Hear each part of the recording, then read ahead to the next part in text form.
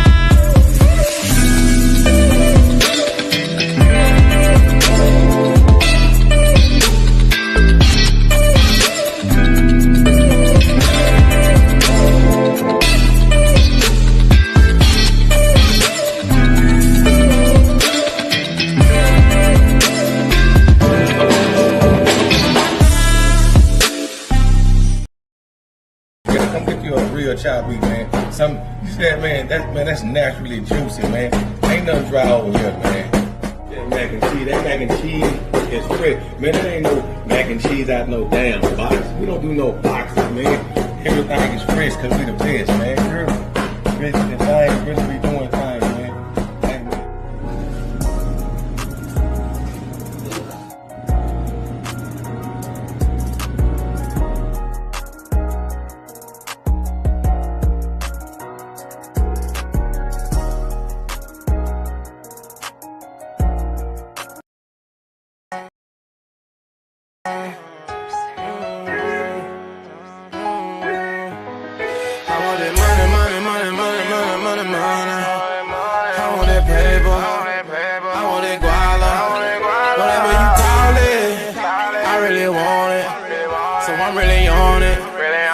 To the morning, I want that money.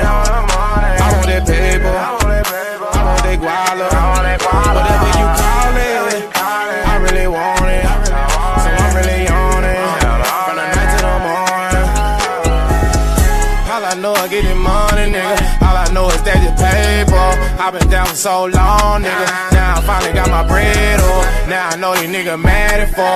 Overnight you chase the paper.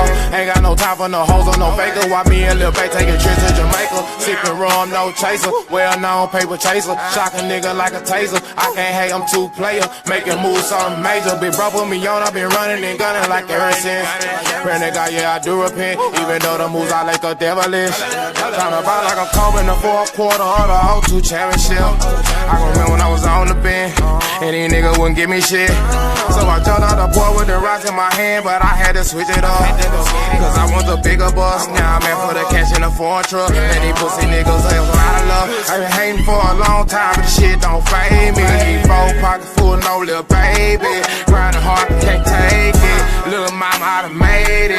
Being broke made me famous. Little mama, I done made it. Being broke made me famous. Money. I want that paper. I want that guala. Whatever you call it, I really want it. So I'm really on it. From the night to the morning. I want that money. I want that paper. I want that guala. Whatever you call it, I really want it. So I'm really on it. From the night to the morning. Money bad. Pop my shit like I'm money, man. In the trap, count up them rubber bands in the kitchen, breaking down 1,000 grams. Gusto, gotta do the running, man. I done top dance on the brick, man. They didn't understand that's a top. Turn around, draw 2 to 3, bullet walk. 454 under the hood gon' roll. Pussy ass nigga, that didn't go G-code, so I stay so low as I stack at the dough as I ride to the top. Every shot on you, hoe. I'll change again, nigga, never gon' fold.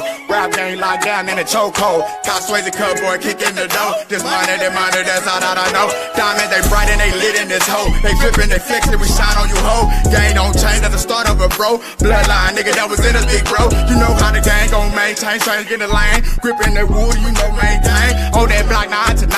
Gotta get this money so you know maintain. Yo, effing in, stuck in my jeans. Mug on me, sip on codeine. Niggas on the block, gotta stay clean. 9 nigga tuck with the triple B. Dallas, Texas, we flexin'. Every day, nigga, we driving black Lexus. Every day, nigga, you know that we flexin'. Niggas, they know how we do it in Texas. Money. I want that paper. I want that guala. Whatever you call it, I really want it. So I'm really on it.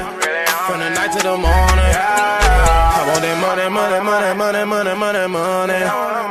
I want that paper. I want that guala. Whatever you call it, I really want it. So I'm really on it. From the night to the morning.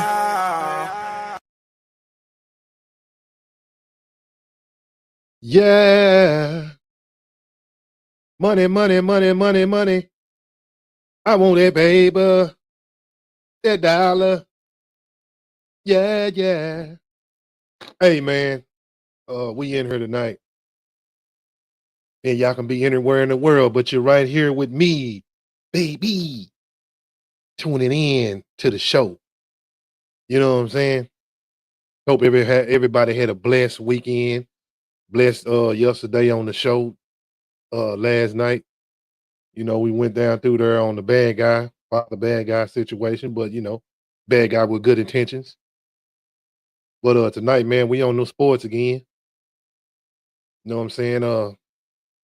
Shout out to the people out there, man, that's snuggled up out of that old slippery slope weather, man.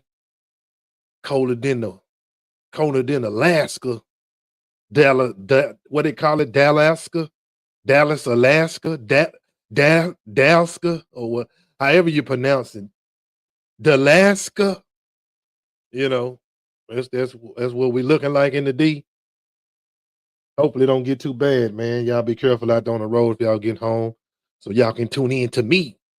You know what I'm saying? Get safely at the house. Yeah, man. We talking about them receivers tonight and tight ends, man. WR. That means receiver position, man. That's what WR mean. TE, tight end, you know what I'm saying? That's the tight end position. We talking about receiving tight ends. They both catch the ball, they both run, and they both block. One blocks more than the other. The tight end does. Definition of a tight end. Wide receivers definition of receiver. Let me start on that. Primary responsibility catching passes from the quarterback. They typically line up outside of the offensive formation or in the inside like a slot. You know what I'm saying? They dynamics running routes. Receivers are skilled in running precise routes and creating separation from defenders. This includes various patterns like slants, curls, go routes, all the little feet work, stopping goals and all that, you know what I'm saying? Speed and agility. They usually possess excellent speed and agility, allowing them to exploit defenses, coverages, and make big plays down the field. Hands and catching abilities. Good wide receivers have reliable hands, and their ability to catch passes in traffic often needs to be adjusted. Often they need to adjust their bodies to secure the ball, also secure throws. Just to secure the catch, pretty much. You get hit, you don't want the ball to come loose, so you got to have some pretty good, strong hands, man. Can't be out there with weak hands. Got to have strong hands. Yards after the catch. What I mean by YAC, YAC. When you see the word YAC on the stats, when you're looking at receivers, those are yards after catch. Many receivers are dangerous after the catch due to their speed and elusiveness, turning short receptions into significational gains. You know what I'm saying? That's what a good receiver would do for you. The tight end, man. The tight ends are hybrid players who can function as both blockers and receivers. They also typically larger and stronger than a receiver. Reassembling offensive linemen in size by possessing the receiver skills and a wide receiver. Well, possessing receiving skills and a wide receiver, pretty much like bigger receiver. He's just a bigger receiver, big dude. He basketball size, but he catch passes. He got to have for show hands and be able to block for show, seal them edges on some of the runs and stuff. I'm gonna get into that. Tight ends often serve as blockers both in the running game and pass protection, helping to open up lanes for the running backs, providing additional protection for the quarterback. They receiving threats. Many tight ends are also effective receiving, running routes, and catching passes, especially in short, immediate areas of the field. They also exploit mismatches against linebackers and safeties due to their size and athleticism. You know what I'm saying? They can, they create those mismatches and stuff. They versatile. Some tight ends are used in multiple formations and can align in various positions, making them valuable for creating mismatches and confusing defenses. Tight ends in the red zone, they big influences also. They often targeted in the red zone due to their height and physicalness. Well, due to their height and physicality, you know, in the red zone, tight ends are usually guy that gets the passes, making them the key target in scoring opportunities, you know. So with wide receivers tend to line up further away from the line of scrimmage. You know, these are the difference between, you know, the receiver and the tight end. You know, they line up further on the line of scrimmage. You know, while the tight ends are often close to the tackle. You know what I'm saying? Offensive tackle. Usually on the strong side. Like I was saying the other week, it's a strong side and weak side. Usually tight ends on the strong side of the play. Sometimes they run a double tight end, you know what I'm saying? But there's sometimes it's still another strong side of the play when they run a double tight end, if it's a back or a fullback kind of facing right behind them or something like that. You know, the primary role receivers um receivers focus mostly on receiving and creating plays, where tight ends have responsibility in both the passing game and the running game. You know, like I say, man, you got so many different type of receivers and tight ends, man, that change the game. Um, it's the game is different now, man, than what it used to be. Um, the receivers now, man, you got these. The game is about speed, fast pace now. Like I was saying last week, a lot of teams run the uh, 2 minute offense. So you got to have some speedy guys to kind of get on in and off the field. Um, some of these receivers, man, are actually tight ends, but some of them are big enough and fast enough to play wide out. So that makes them a versatile, dynamic player. You know, you got a whole bunch of guys that's coming in the league with those type of attributes. You know, we're gonna talk about some of them like the Megatrons. You know what I'm saying? Uh, you got the dude coming out of college, 6'5". You know what I'm saying? He built like a tight end for his height, but he got speed like a receiver based upon him getting in and out of his breaks, stuff like that. Um, Running routes and techniques for the receiver is crucial for the quarterback making decisions during the game. Separation from defenders, effective route runners allow receivers to create space between themselves and the defender. When receivers are consistently demonstrating their ability to get open, it gives the quarterback more confidence to, you know, throw him the ball and target him, knowing they are less likely to be covered. You know, when you got a guy that's steady getting open, and he's getting open within the 3 second time frame, should I say that? But it's all about timing. You only got 3 seconds at the most. That's another thing when it comes to quarterback. You ain't got much time to get the ball out because you got these faster defenders that's trying to get to you. So the receiver has to be either strong enough to get off the line of scrimmage because a lot of DBs be trying to jam him and slow him up, or he got good feet work where he pretty much dusting them off the line of scrimmage, putting them feet work on them, making them do separation just not possible to cover them. Like I say, the timing and routes involve precise timing. Receivers train to make their breaks at specific depths and angles, which helps the quarterback anticipate when they're, you know, when they be open. The signification is vital for success, quick passes, and maintaining a flow of the offense. So skill route running should be just skill route running can adjust their routes based upon defensive coverages. If a receiver recognizes zone or man coverage, they might modify their routes to exploit weaknesses in the defense. This adaptability presents the quarterback with better options, and he can lead make a quicker decision. You know what I'm saying?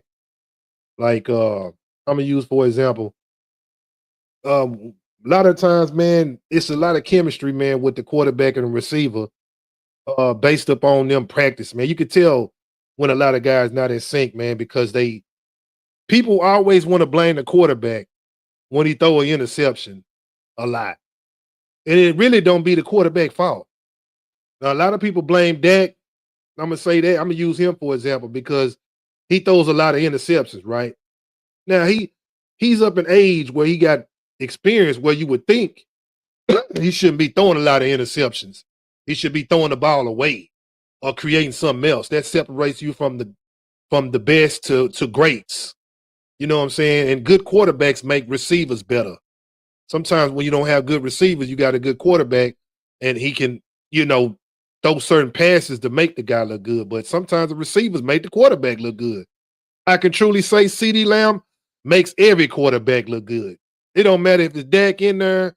What's the other dude name? The second string dude. Well, whoever's in there in quarterback, man. It don't matter if Jerry Jones throwing the ball to him, man. CeeDee Lamb gonna make you look good because he's one of them type of dudes. Everybody can't get one of them dudes, you know what I'm saying? So you got to make what works for your team. But back to the interception situation, a lot of quarterbacks be throwing interceptions because they don't have the right timing with the receivers, man. Sometimes the receiver run the wrong route. He don't get open fast enough. He's not in the right place where he's supposed to be. It's a lot of things, chemistry. And when it comes to rookie receivers, you got to expect that, especially when you got a quarterback that ain't used to throwing him the ball. But then again, you got some of these young guys that come in knowing what to do like a veteran. Why? It's because they work on these type of things. They take their craft and their skills real serious, man. So don't always point the finger at the quarterback, man. Different routes serve various purposes, such as stretch the field, cross defenders, or creating mismatches. A quarterback needs to understand each receiver's strength and how their routes fit into their overall scheme, in the offensive scheme, pretty much. The knowledge affects their the knowledge of it, they pre-game, pre-snap reads and pre-snap decisions. That's why I say, man, it's very important that you be in sync with your quarterback, man. Know your QB, bro. But be good enough where it don't matter what QB out there, man. You do your job so good that you make anybody look good. Trust and chemistry over time. Quarterbacks develop trust in certain receivers based upon their route running abilities. If a receiver has history of making plays in crucial situations, like third downs, red zone opportunities, the quarterback may prioritize them during key moments, impacting decisions, making under pressure. You know what I'm saying? So, like I say, man, quarterbacks, man, trust who they know gonna do the job. There's a lot of receivers out here that has truly set the game to a whole nother level, when it comes to that. Overall, top-notch route running enhances the offensive unit effectively and can signify a quarterback's choice during the game. You know what I'm saying? Another thing, let me get into this point, man. Like I say, I can go on and on with this receiver. Like I said, the first offensive position I ever played in football was receiver, man. You know what I'm saying? I didn't want to be no running back or nothing. I don't know. I tried it for a little bit, but it just wasn't me. I'd rather run down the field, catch the ball, take it to the house, man. You know what I'm saying? I don't know. I just liked to play in receiver. That was my first offensive position I ever played, was wide receiver. It's a lot of things that you can do in the game now to make you a better receiver. They got video. You have video analysts. Modern players have access to extent video analyst tools that may allow them to break down performances and study opponents, in great detail. This includes using high definition footage and techniques like slow motion and analyzing their footworks in and out of breaks and timing. The VR, you know what I'm saying? Virtual reality. A lot of players are using that, based upon the time we live in, and it's making people better. You see, Jaden Daniels been using it as a rookie, and he already done went farther than Dak Prescott. I can truly say he a rookie and made it damn near to the Super Bowl. You know what I'm saying?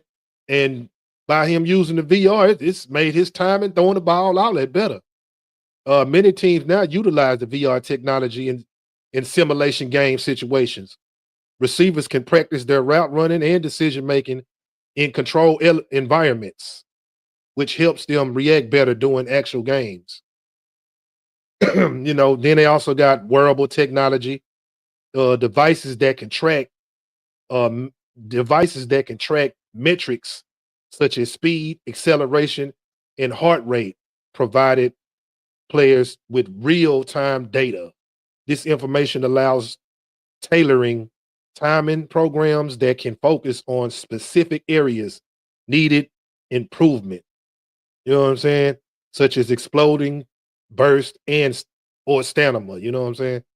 So, bro, the way the game is going now, bro, you got so much technology, so much help to make you better, bro. I'm just gonna be honest with you, man. There are no excuses out here.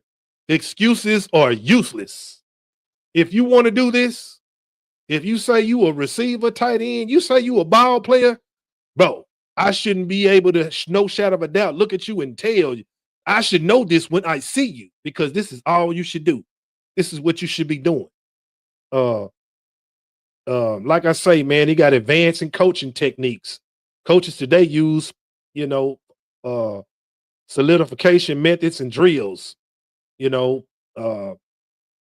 all kinds of sports science and stuff that includes, biochemical analysts and future tuning movements to prevent injury, ensures the player's execution in routes with maximum efficiency. You know what I'm saying?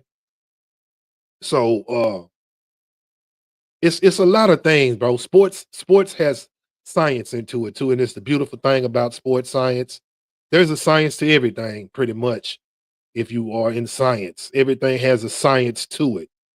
Either you a mad scientist or you just a student of the game. You know what I'm saying? One of the two. The mental timing, there are great emphasis on the mental aspect of the game, including visualizing techniques and cultivating and timing. Well, cultivating training. Wide receivers work on their mental, you know what I'm saying, to enhance their reaction timing and decisions making under pressure. So most of the game is mental. It's a lot of mental preparation. Never know when they had the earphones on, listen to music and meditating, praying to God. It's hey, bro, it's more than what you think when you cut on the TV and watch it from the couch, man. See, a lot of people actually think they know the game just by watching it, but it's more to it, bro. And it'll be here all year and all day trying to explain. But if you want to know, believe me, we got time today. The social media networking, players now have access to, vast resources, including tutorial tips, training, all this kind of stuff. What I'm doing right now, pretty much. Other athletes and coaches through social media platforms, they may demonstrate or democracy of what can be the next player's move or what's up to coming. You know what I'm saying? Knowledge of the players that learn the best in the game. I'm just being honest with you. The game has so advanced, man. There's so many camps, special camps for, the upcoming stars, specialized training camp and facilities, and focus on, they skill developing, and players can refine their craft outside the team's practice. These camps are featured for professional. Well, these camps are featured from former professional players and expert trainers. So, you know, man, like I say, man, there's no excuse, man, out here, man. It's so much you can be learning in the game right now. I'm talking about, man, there are so many players out here that's willing to help you, man, if you're trying to get better in your craft. You're trying to, you know, show what you can do, you know, on and off the field. It's no excuse for it, bro. You know. Let me get more in depth on the play name. Based upon what type of receiver. You when you playing receiver, there's the X and the Z. You know what I'm saying? And the slot receiver. You know what I'm saying? Slot receiver, the player typically lines up between the offensive tackle and the outside receiver. Slot receivers are often smaller and quicker than traditional wideouts and excel in running precise routes. They frequently find soft spots in the zone coverages or utilized for short, immediate passing plays. The ability to quickly change direction makes them effective in creating separation. You know, that's what you got, the Edelmans, the you know, the Cole Beasleys, the slot receivers. And I'm gonna be honest with you, man. Now, the slot receiver in this day of time, the Debo Sanders and all, them the dangerous guys, man. If you can play slot, if you can play the slot receiver real good in this time, bro, you'll be a dangerous receiver. I can truly say, man, CeeDee Lamb is the most dangerous receiver in the slot. That's why they move him around so much, bro. Because he's just unstoppable, bro. Really. You can move him to the X, the Z, the slot. He's one of them receivers you can move around, but I really feel like this dude is a dangerous slot receiver, man. Cooking them boys in the middle of the field. Let's get to the X receiver. The X receiver usually lines up on the line of scrimmage, often facing the opponent's best cornerback. This player is typically bigger or more physical, able to win one-on-one battles along the sideline. The X receiver often runs various routes, including goals, post patterns, and comebacks. You know, their size and strength makes them contested, and their size and strength and making contested catches, you know, leveraging, you know what I'm saying? That's what makes a good X receiver. Usually those receivers like that are Dez Bryant's. You wonder why Dez Bryant was throwing up the X, huh? A lot of people wonder why he always throwing up the X. Why he always throwing it? Because he was the X factor. He was the true X receiver. All these things I just said, those are Dez Bryant, man. I can truly say he was probably the most physical 88 besides Michael Irvin. You know, Irvin got the Super Bowls, but Dez Bryant had the size, you know what I'm saying? He was that dude, man. Dez Bryant was that guy, man. You know what I'm saying? So that's why Dez Bryant was throwing up the X, because he was the X. You know what I'm saying? The X receiver. The Z receiver lines up off the line of scrimmage. You know what I'm saying? Allows them to have a little bit freedom in the movement before the snap. This position can be used in motion to help create mismatches. You know what I'm saying? And can exploit the defense alignment. The Z receiver usually is versatile player who can be efficient both in the short, deep, often takes advantage of their speed to stretch the field. So the Z receiver, he could be a slot. He could be the Z receiver is like I say, man, CeeDee Lamb. He can play the Z good too. You know what I'm saying? I see a lot of guys not knowing the Z receiver is the guy that goes in motion, because he he also can block too. You know, Usually he goes in motion. He can either fake going to block, or he go out to the sideline in the flat, or he cross in the middle of the field. It's all about how you use the formation, man. How you move the guys around and, create mismatches for the safety and the DBs, and for the DBs and the linebackers. So these type of dudes right here, man, are dangerous, bro, when you get the right one that could change the game for you. You know what I'm saying? So I got some receivers on here, man, that can literally show you how to do it. You know what I'm saying? Put you on your heels like they running on wheels. You know what I'm saying? I can literally show you some of these guys. I got a long list, man. You know what I'm saying? I might have to cut the list a little short because, man, there's so many dudes, but I'm gonna get to the top. I'm gonna get to the top greats. You know what I'm saying? So let's take a small commercial break real quick. My best when a lot of people go against me. When I feel like my back against the wall, that's when I'm at my best. I knew I was going to win, and in my heart I was saying I'm willing to give it all, die in that ring that night, and I wasn't letting him beat me. It could have been Mike Tyson in there with me that night. I would have knocked him out.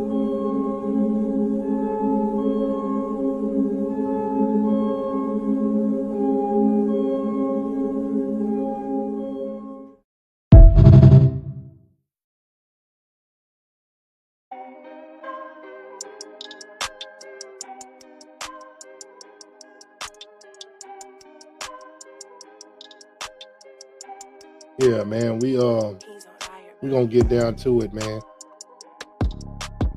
Like I said, man, I used to play receiver, man. Started out playing receiver and went to defensive back and never looked back. That's just me. But in this day of time, being a receiver and playing DB, almost the same position. You just on the opposite side. You still need to know how to catch. People keep saying that the reason why a lot of guys go to defensive back is because they can't catch. But you know what? This guy's saying, nah, forget that. I can catch too. You know what I'm saying? How you think you're gonna get interceptions? You know what I'm saying? Your boy Diggs used to play receiver, man. And he went on the defensive backs side of the field, and now look at him. He one of the top DBs in the league. Why? Because he can catch the ball. He know how to read the receiver because he used to play receiver. See how this goes hand in hand when you playing both ways? It's a reason to kind of play multiple positions, man. Let me tell you this, man. Don't just be stuck in one position if you call yourself a football player. A football player gonna say, Coach, I don't care where you put me. You can put me in center. You can put me in kicker. I'm gonna get it done. You know what I'm saying? So there ain't no excuses out here, bro. If you call yourself a player or whatever you want to put yourself to be. Because believe me, as you get older and you realize you master the game, one of them positions gonna be what you really is, but all them positions gonna solidify what you gonna end up being better at. You know what I'm saying? And it all plays a part at the end of the day. Your position will be better than ever just because you got knowledge of all the other positions, all the game, everything around you, you're knowledgeable of it. So who gonna be able to stop you like that? You can not have the best skills, but have the knowledge of the game and knowing what the other players gonna do before they do it. Man, that's the hell of an attribute. Know what I'm saying? So let me get into the receivers, man. Like I say, man, I can go on for days with this, man. Let's see what's going on right here.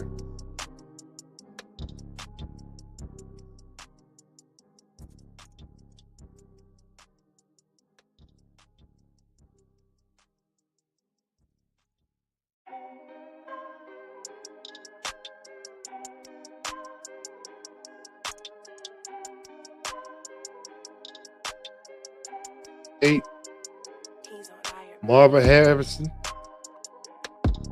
precision routes, go-to guy. Julio Jones. Tower presence on the field. Overpowering DBs with his speed and strength. Can y'all hear me? Damn, man, hold on.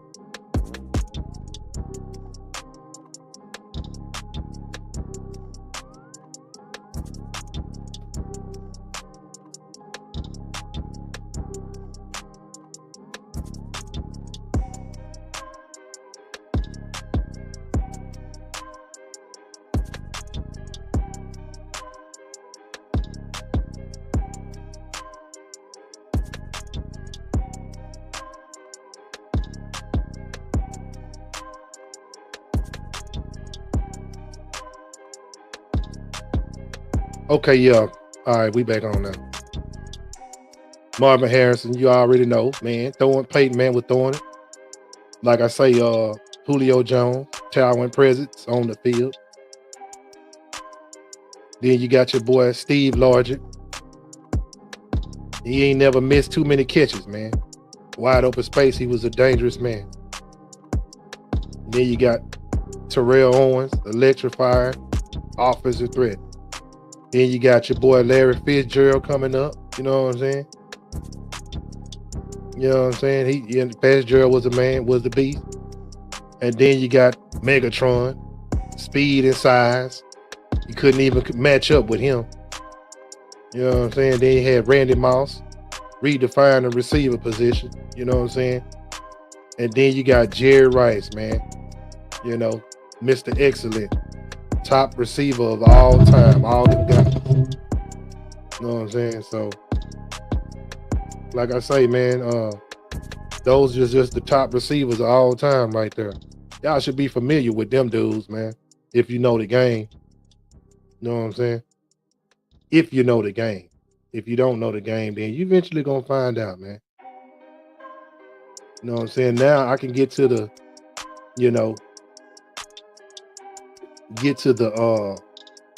the top receivers of the 90s, man. You know what I'm saying? Show y'all some of these dudes from the 90s.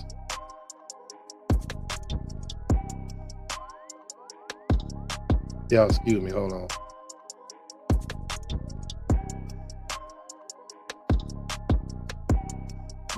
Got Isaac Bruce, you know what I'm saying? He was a reliable deep threat for the Rams. They had big plays, man. Then you got your boy Andre Rison. He was very flashy, touchdown machine.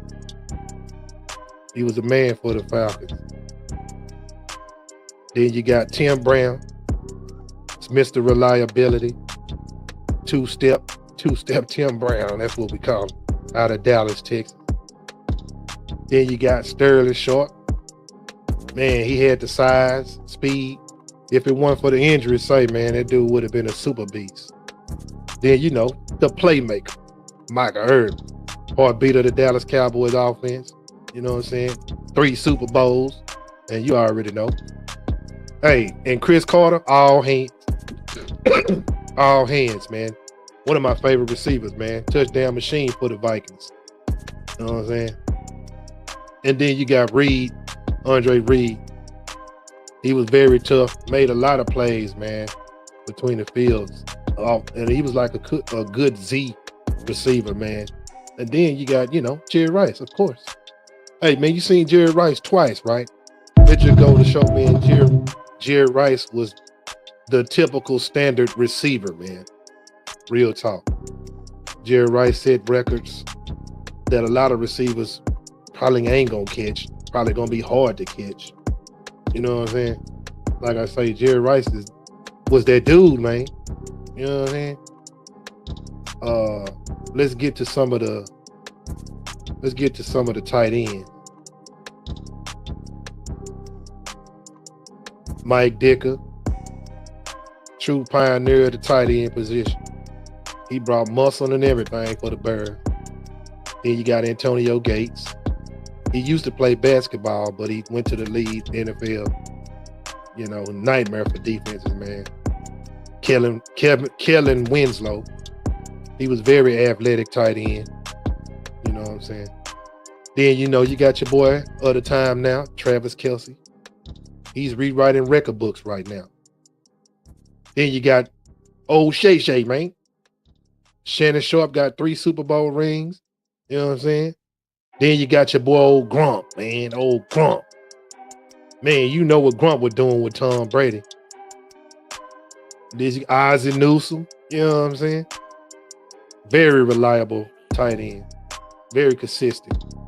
And then Tony Gonzalez, the first chief, one of the coldest tight ends, man, before Travis Kelce. He really started that. He really implied the position of tight end for generations, man. You know, so I can truly say it's not many tight end like them dudes. You try to find something like that, shoot, you got something, man. I can't believe they didn't have nothing by my boy Jay Witten, man. Because Jason Witten, hey man, Jason Witten was that dude, man. Jason Witten is that tight end, man. You cannot forget about Jason Witten, brother. I don't know why they didn't say nothing about Jason Witten. Jason Witten is that man. Can't forget about old Witt. Can't forget about old Jason Witten, Tony Romo, Mr. Reliable Blanket. You know what I'm saying? President, we need a National Guard. We need as many men as you can spare because we are killing the Patriots. So call the dogs off. Send the National Guard, please. That need emergency help. Please help these folks. They coming. Help is on the way. Help is on the way. Help is on the way, I promise you. The president, I called the National Guard. Okay. He said to the National Guard, help is on the way, I promise you. In 10 minutes, help will be here. In 10 minutes.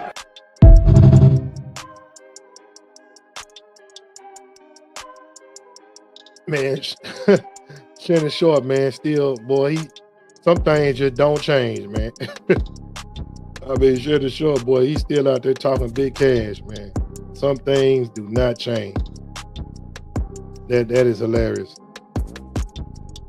You know, but hey, man, shout out to Shay, man, and the tight ends out there in the game. You know, somebody got to bring the game to life. Somebody got to have some charisma, and you know what I'm saying.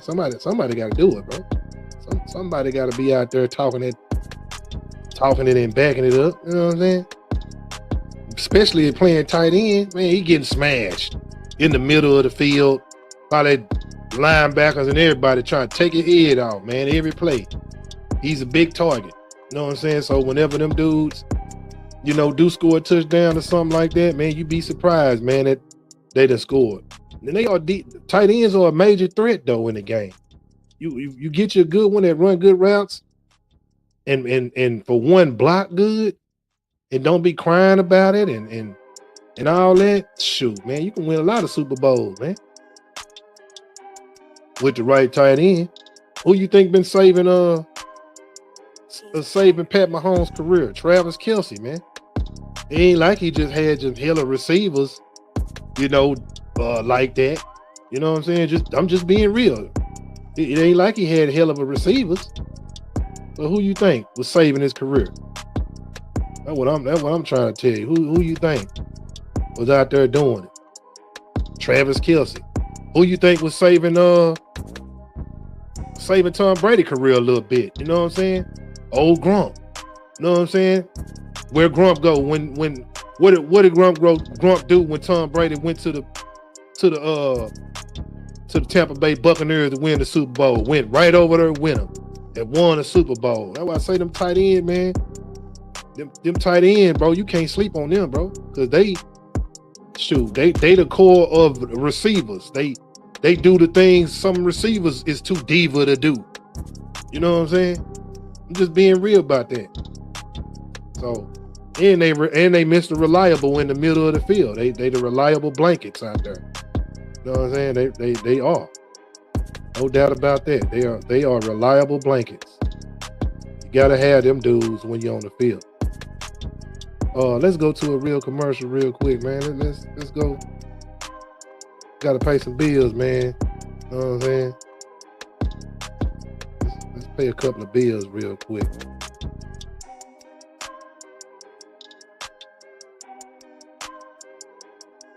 Bet it all on Hashi, you gon' get a return. Off a rap, I learned how much gas and infinity burn. Yeah, that boy be body rocking, but my flex is top tier. Big Tex be a family, get fresh is my gear. Dallas, Texas, and New Orleans, what a hell of a mix. I give them hell, I don't think they think that heaven exists. I was boogied through the door right before them sock games. Then I started selling dope and boogied when the cops came. Original YN, really crashing in the shit. Of course I made out of swung. I'll bat you in your shit. Niggas think they missed the glass. No, you just fragile in the bitch. We on it when the beef spotted like some cattle in this bitch. They wantin' us around the world. I brought an Atlas in this bitch. Only want that G shit. I'm young savage in this bitch. The way I'm acting, I'm really got bitches flattered than a bitch. And when I'm saying then a bitch, you know I'm Dallas than a bitch. Let them get half of the clips. I brought Malice in this bitch. That nigga floating. He really defying gravity and shit.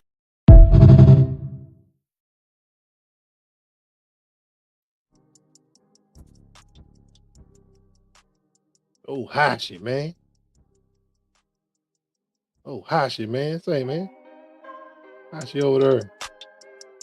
I reckon is a Texan, you know what I'm saying? Oh, Hashi over there doing his thing, bro. Do your thing, my brother. Spit on them niggas, man. Let them boys know what the fuck going on. Excuse my language. Excuse my language. Now let them know what's going on, Big Hash. Let me go and get to some more receivers and stuff y'all might need to know. The back gave him the nickname Megatron. He loves it, so the fans. What a pass is caught. Speaking of Mr.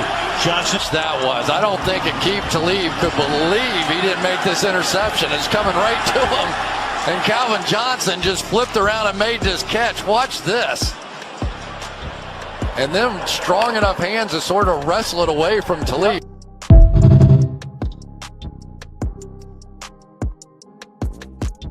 Man, Calvin Johnson, man, strong hands, bro. Gotta have them strong hands, bro, to snatch the ball away, my brother. Gotta have them strong hands, man. Let's get to some more receivers, man. Show y'all what's going on. Tim Brown at Notre Dame. My, oh my, what a sight to behold. The young man from Dallas, Texas, lit up the field in South Bend like few ever have. From 1984 to 1987, Brown was the spark plug of the Fighting Irish offense, a threat to take it to the house every time he touched the ball. Whether it was a long bomb down the sideline or a breathtaking punt return, Brown had a knack for making the impossible look routine. In 1987, he became the first wide receiver to win the Heisman Trophy, capping off a senior season filled with highlight reel plays and clutch performances. With speed, grace, and a touch of magic, Tim Brown was the heartbeat of Notre Dame football, leaving defenders grasping at air and fans cheering his name. A true legend in the Golden Dome's long and storied history.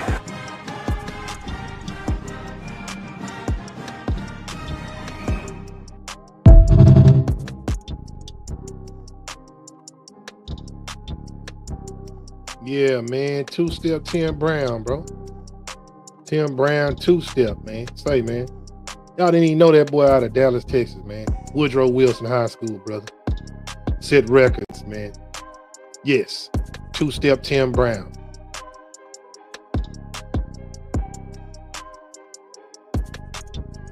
And he played for the Oakland Raiders. This is before the Raiders even went to Las Vegas. They was the Oakland Raiders. And two-step Tim Brown was one of them guys, man. Yes, sir. Take it to the house, man. Off the line of scrimmage, man, his feet work was ridiculous, man. I be like, man, how you breaking dudes down like that, man? Look at that, man. Had that boy lost in the sauce. One-on-one, you was not catching this dude. You can hang that up, brother. Two-step Tim Brown. Look how he just took that to the house. You know he played special teams. You know he did. You can't tell me he did. I know he played special teams for sure. That's a for sure. Look at that little route right there to the house. Good blocking, man. See how that receiver was blocking right there? Hey, man, when you know you got good blocking because you can take it to the house on a lot of plays. That's what good receivers do. They block. They just don't run routes and catch. They make blocks, man. They get you down the field. You know what I'm saying? Get you down the field, and you know for sure that you're going to get down the field when you got a good solid block. Look at that catch. Ooh, spent off that boy, man. Hey, man, can I go back on that? Man, I can't play that back again. Yeah. That was a nice spin cycle on that. Two-step Tim Brown for the Raiders. The Oakland Raiders. You know what I'm saying? Hey, and he was from Dallas, bro. From the D, if you did not know. From the city. Let's get to some more, guys. Randy Moss at Marshall University was like watching lightning in a bottle. The kid out of Rand, West Virginia, had speed to burn and hands like a Venus flytrap. In 1996, he burst onto the scene, scoring a jaw-dropping 28 touchdowns and racking up over 1,700 receiving yards as a redshirt freshman. Folks, that's a record-setting season that left defenses gasping for air. In 1997, he didn't slow down a lick, leading the Thundering Herd into their first year of Division 1A football with another 26 touchdowns. Moss had the kind of talent you just don't coach, leaping over defenders, outrunning secondaries, and turning the football field into his personal playground. By the time he left Huntington, he had rewritten the record books and left a legacy as one of the greatest college receivers of all time.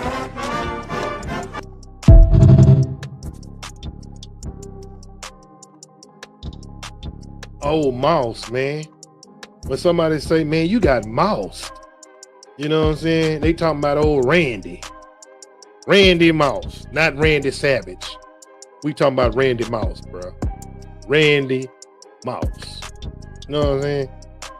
And I'm going to be honest with you, man. Randy Moss, man, actually was the guy, man, in Minnesota, man. He really was supposed to come to Dallas.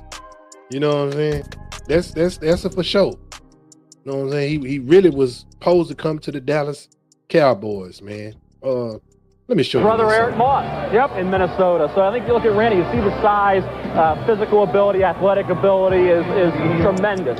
You watch him here against Ole Miss, and this is the first play, offensive play for Marshall, touchdown. That's the capability he brings to the table. Tremendous speed. I tell you, he can just explode on deep routes. You watch him here. Look at the athleticism coming up here. I mean, you're talking about a guy, look at that. I mean, you don't see that in receivers that come into the NFL draft out of the college ranks every year. Now, granted, he dominated the lower level competition. You see him here, fade route. He's unstoppable in the Mid-American Conference in that particular area. Catching the ball right off the defender's helmet. You look at this, a man among boys at that level. The question with Randy is, against West Virginia, and of course in that Ole Miss game after he hit the home run early, struggled a little bit getting off the line of scrimmage. Route running just a little sloppy. He needs to fine-tune his game a little bit. Obviously, the off-the-field concerns are there. He has to put all that to rest, stay focused on football, work on his game at wide receiver. I spoke to Andre Wadsworth about him. Of course, they were together that 1 year. And he said one thing about Randy Moss that impressed Andre was he was in the weight room and he was working to develop his skills. That 1 year he was at Florida State as a redshirt. So if he stays focused, sky's the limit for a kid with his physical and athletic ability.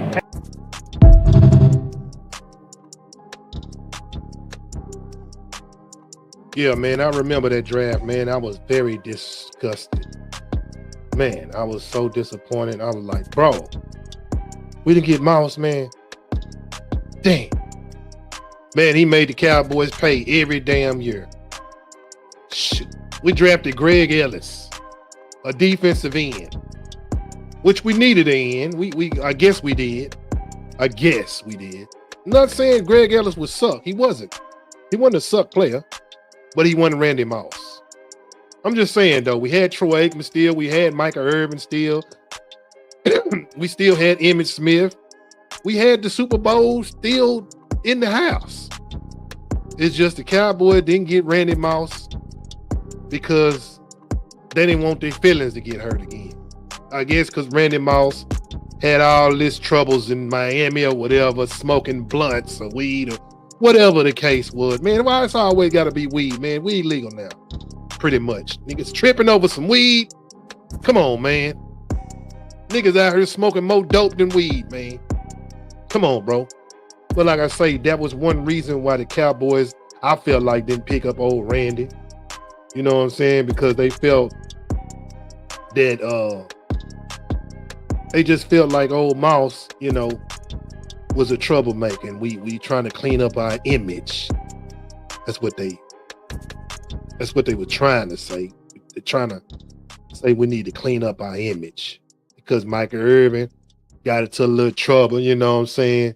Say Irvin was up there coked up, doped up, whatever. Who cares? Man, half of the damn people in the damn booth on dope, smoking, drinking. Get the hell out of here. But like I said, man, we didn't get Randy Moss because of those shenanigans I heard was the grapevine of why, which is the lamest story I've heard. Imagine the Cowboys having Randy Moss with Michael Irvin, Emmitt Smith. Troy Aikman probably still would have played a lot more years. We had Randy Moss, bro. 2 deep threats on the man. Who was gonna stop that? You know what I'm saying? Everybody was disappointed on it. That's what made me start looking at Jerry and be like, bro, somebody paying this dude to lose. Because that ain't winning, man. You supposed got Jerry. You supposed got old Randy Moss. You picked up Dion. Not Dion wasn't the troublemaker though. He was money maker. There's a difference from a troublemaker to money maker. He was young though, man. They were young, bro. They all young. You get up under somebody that can tell them not to do what they did. You know what I'm saying? You got some. But like I say, man, Randy Moss made us pay every damn time. Every time. Up and down the field. Let me get to the niggas.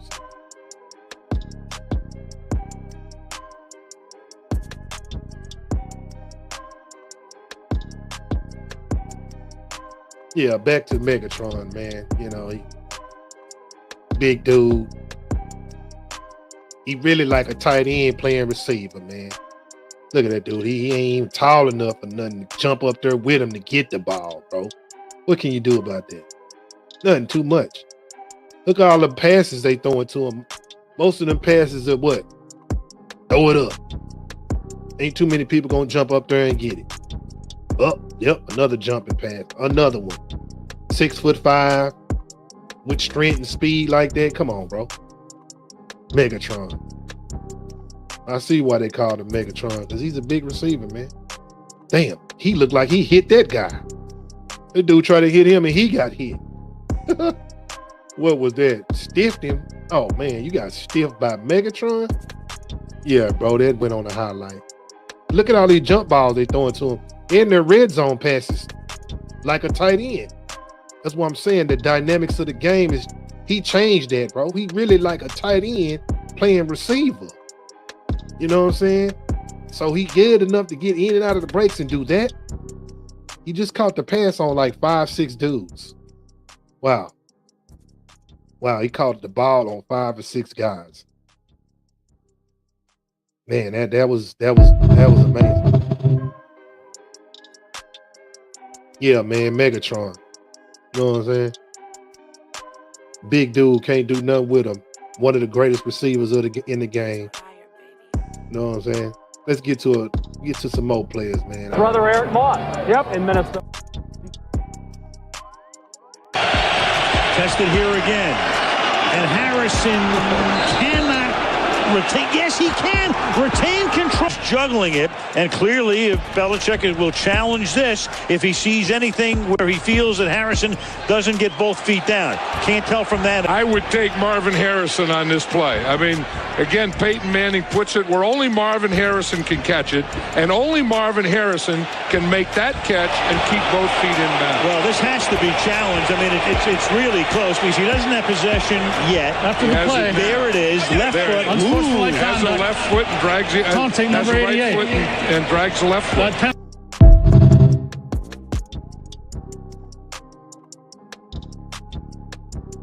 Yeah, man, Marvin Harrison he got a son in the league.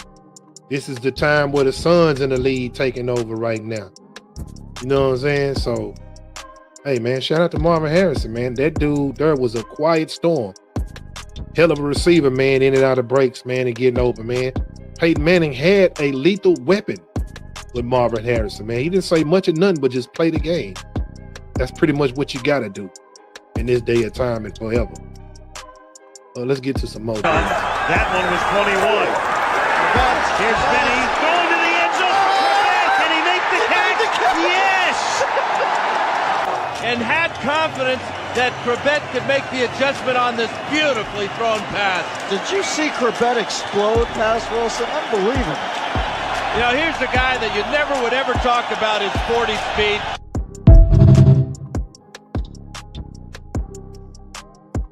Oh, Wayne Corbett, man. He was, hey, man, Wayne Corbett with the Jets, man.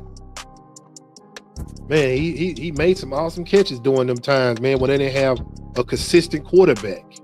Before they got Aaron Destroying Rodgers on the team, you know?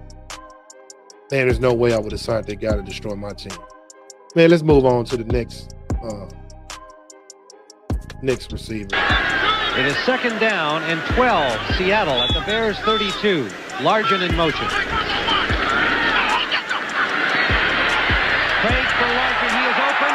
Diving catch to the 2-yard line. What a grab by Steve Largent. Excellent as he goes in on the post and then back to the corner. He beat inside-outside coverage. Todd Bell and Frazier went back to the corner. And watch this. You talk about timing your leap perfectly. Steve Largent now 95 straight games that he has made a pass reception.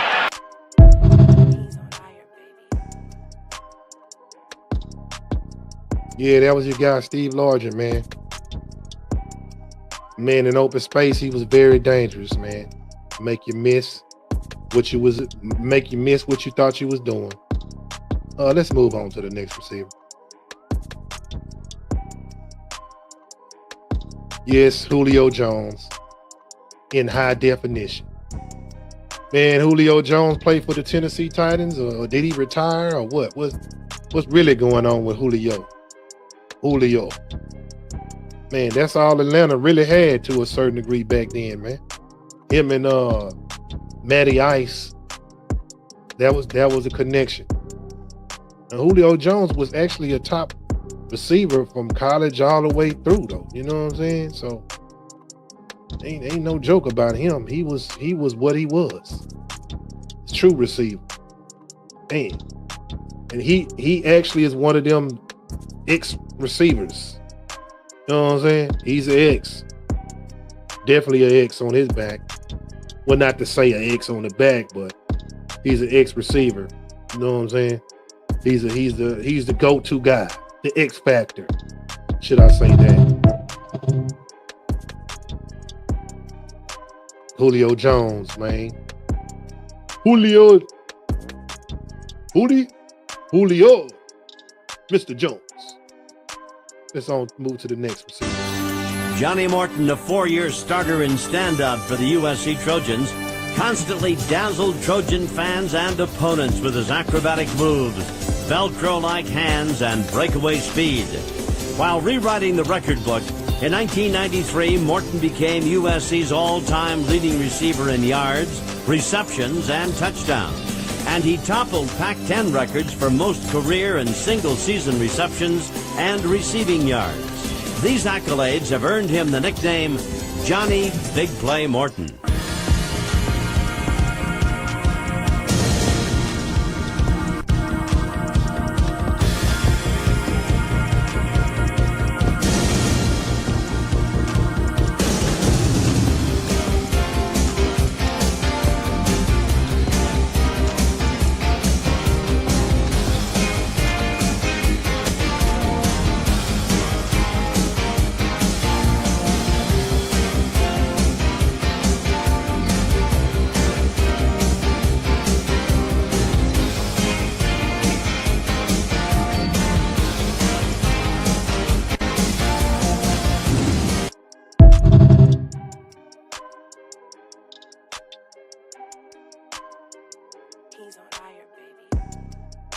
Yeah, man, Johnny Big Play Morton, man. Big plays. Set the standard for what the game is today, man. Let's move on to some more receivers, man. We got some receivers out here, man. Let's move on to the next history. And you got your Lynn Swann, man, the most famous catch right there that everybody sees on ESPN or whatever, man. Yeah, you got Lynn Swann, man. Lynn Swann was part of the Steelers Super Bowl wins, man. He's part of that Terry Bradshaw target. You know what I'm saying? It looks like he one of them receivers that catches the ball at the highest point. You got to have those type of guys. Deep threat. Yep. Catch the ball at the highest point. Looks the ball all the way into his hands. You know, looks like right there he catching the one route, taking it to the house. So actually he has some versatility in his speed and stuff like that. Wow. That is very nice to know when you got somebody like that on the team. Everybody ain't able, man. Terry Bradshaw definitely had one. Lynn Swann. And I sworn this dude was the guy. A lot of people talk about Lynn Swann, man. He's something to talk about. That's definitely that. That was a good pass, man. I can truly say. He run at the top of the route and good slant right there, man. Top of the route, he's ready. Oh, that was a good catch, bro. DB wasn't even expecting that.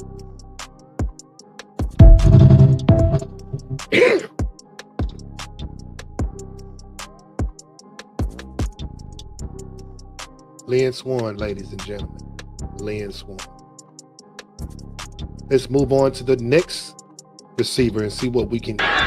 It is second down and 12. Seattle at the Bears 32. Largent in motion. Fake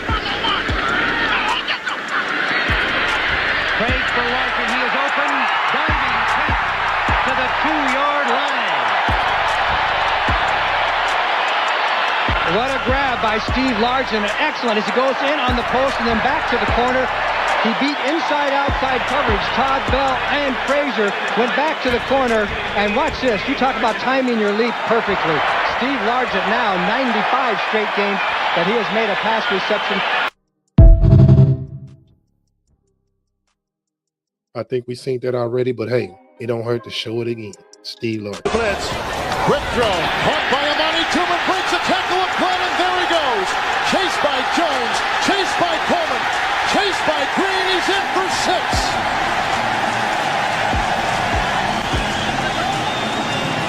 Amani Toomer makes the catch to the side of the blitz. Steve Atwater of the Jets blitz from the offensive left side. Kerry Collins immediately went to his quick receiver to the left. That's Amani Toomer, and he does the rest.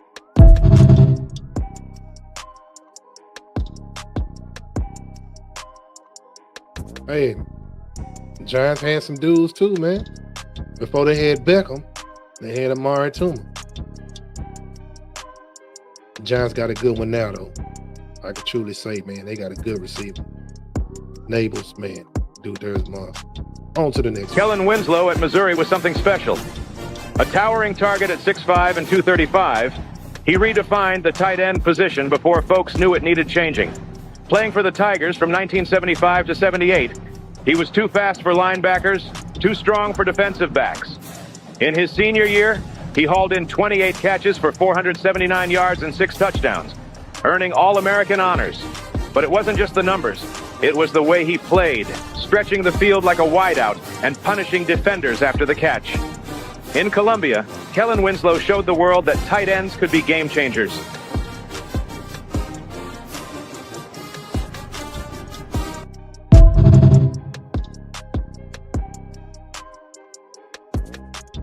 And that is facts. Tight ends can be game changers. And he definitely was. I actually think he had a son that played in the league too. Winslow, the second or the third or something like that. I think he played in the NFL too. I guess he got drafted to the Cleveland Browns.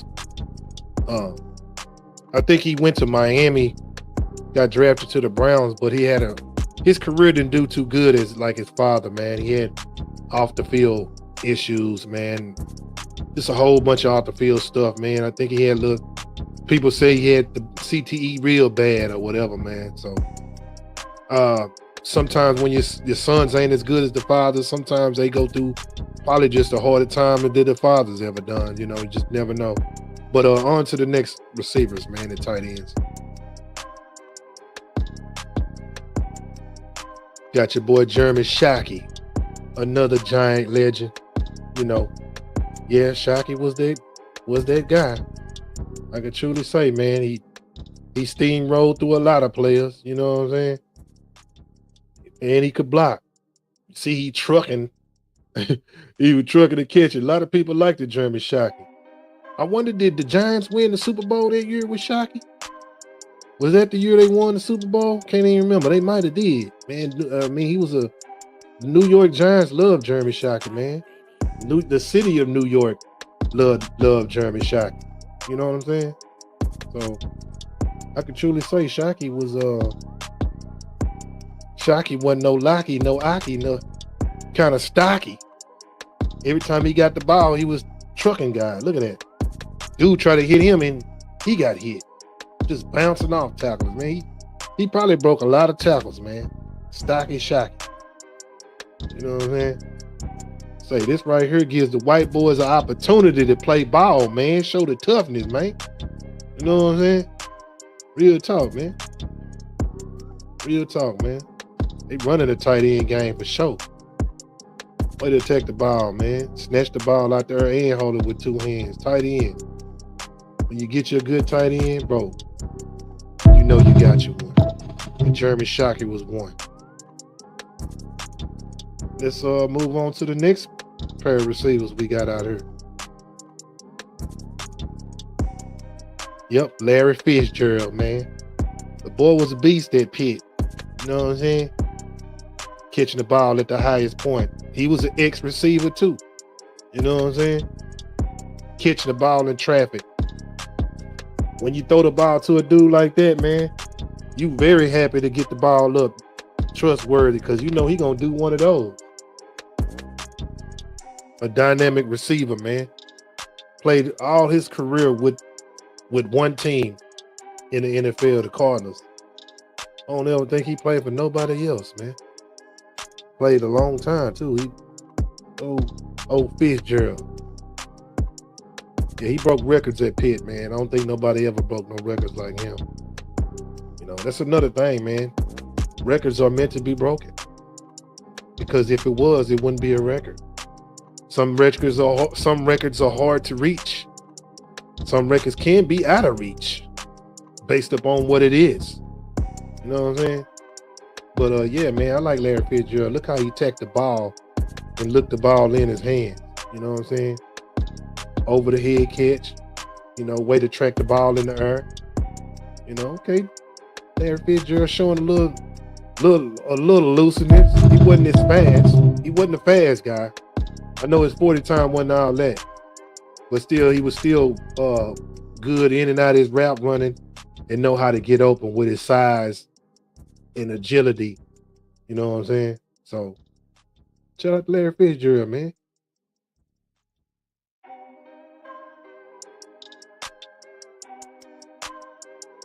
James Lofton, man.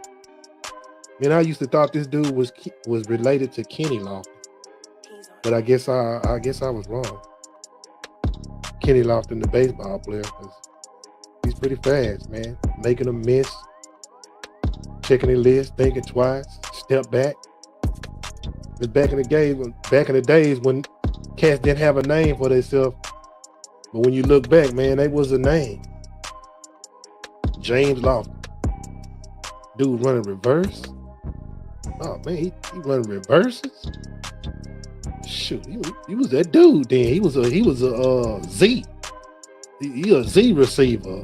You know what I'm saying? He a Z guy because they probably put him in motion and they run that jet sweep or something with him or reverse. You know what I'm saying? So he got some speed on him. He can get downfield. I see that right now. He got some go. Oh, he can go. He got some. You know what I'm saying? Nothing wrong with that at all. Way to look the ball in, way to run under the ball. See, when the ball in the air, you got to run under it.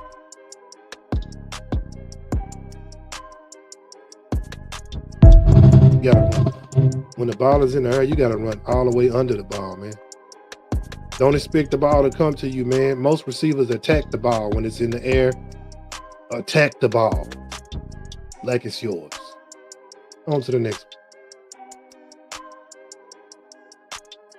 Cliff Branch. They call him Speedy. Yeah, he had number 21. Ooh, that boy there was lost. Man, that was a good route. With a dude with number 21 on before Deion Sanders had 21, this dude must have been the dude for real. I ain't never seen a dude with 21 on. You know what I'm saying? Like that. Back in the day, like that, he had 21. I would have thought he was a running back. He might have been a slot. Oh man, DBs just misjudged that ball. That should have been Pick'em. Okay, way to come back to the ball, just to the ball. And they didn't even touch the dude. He get up and start running. Wow. They would have been fired. Hey, that's a good throw. On the money. Take it to the house, sir. Man, way to run up under that ball, man. You thought that was Deion, but it wasn't. That ain't Deion. That is not prime time, bro. Even though he was doing it like prime. This dude here had number 21.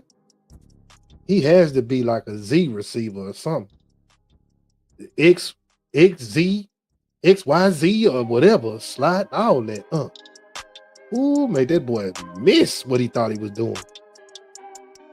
Man, out of there. Wide open, man, to the house. Don't look like they don't catch him. Cliff Branch, Speedy. Yeah, he looked a little speedy on that one. I can truly say he was pretty speedy. Man, let's we gonna fall into a commercial break real quick, man, and we gonna come right back and we gonna catch a commercial break real quick. So speedy, man. Like he was Speedy Gonzalez or something. Stroll, you a genius.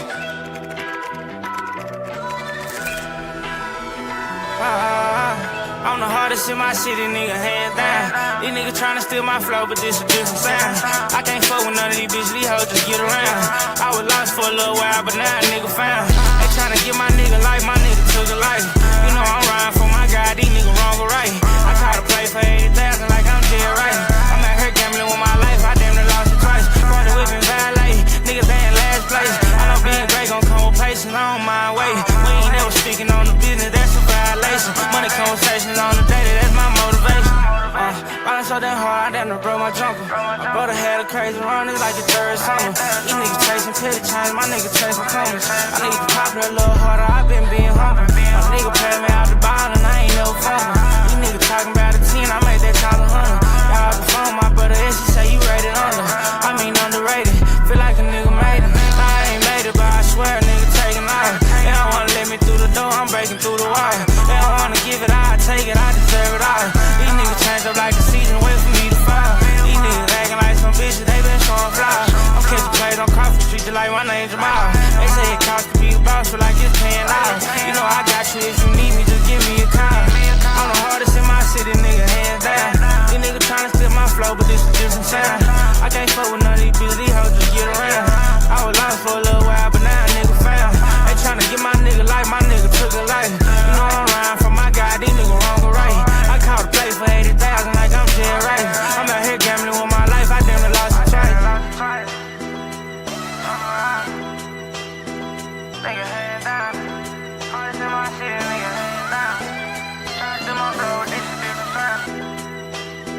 Nigga head down, that nigga head down, that nigga head down.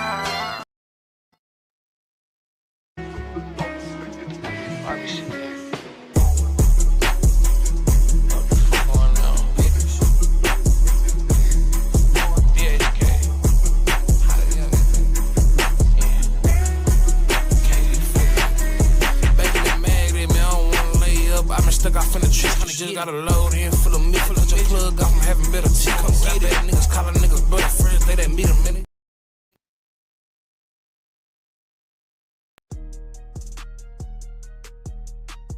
Saturday, March 8th, 11 a.m. You see the address on the flyer, man. Y'all be ready because we're going to ask y'all, what y'all want? Why do you feel like you should be a part about Shoefest University? Everything gonna be recorded, man. It's gonna be kind of like a reality episode, man. So y'all make sure y'all camera ready. We're gonna have the cameras out. Say Doc gonna be in the place, man. Hey, 6'1", big 6'1", you know he gonna be in the place, man. And we're gonna have some live judges. So it's not gonna only be good for us, it's gonna be good for you too. You can put it part of your portfolio. And it's gonna be free. It's gonna be free. Free. On my level. You know what I'm saying?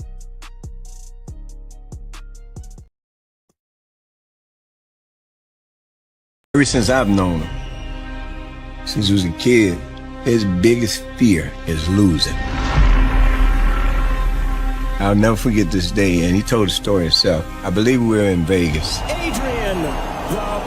Adrian Broner was fighting. And I turned around and he was crying. What are you crying for? He said, 'cause I want it. And I said, you want what? He said, I want all of this. He was so in awe with Adrian, the accolades and him winning titles, blah, blah, blah, and he wanted to be that guy. And when I saw him crying, I was like, wow, you know, I stepped off. I said, wow, you know what I mean? You ain't gonna have to worry about him. You gonna fight hard to get it.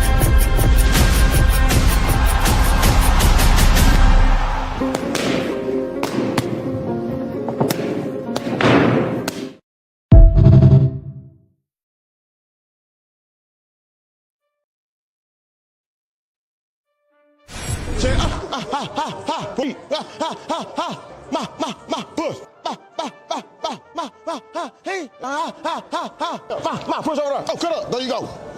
Get over there. There you go. Run. There you go, nigga. Get over there. Push up. There you go. You see what I'm saying? Lead out. Push. Hit him. Good shit. Push. There you go. Drop. There you go. Get over there. Drop. There you go. Hey. Get over there. Drop. There you go. Hey. Push.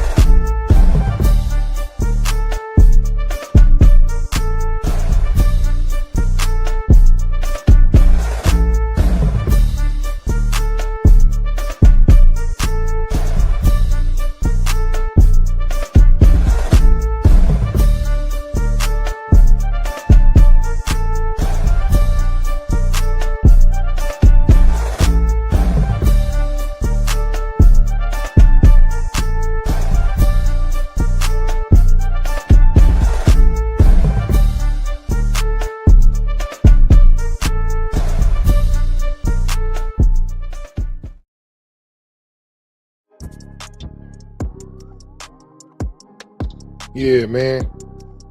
We back, man. Had to pay a couple of bills, man. Small commercial breaks. Hey, man, I thank y'all for tuning in for the show, man. Everybody was in here checking me out, seeing what was going on, because we talking about them receivers, you know what I'm saying, and tight end, if you can relate.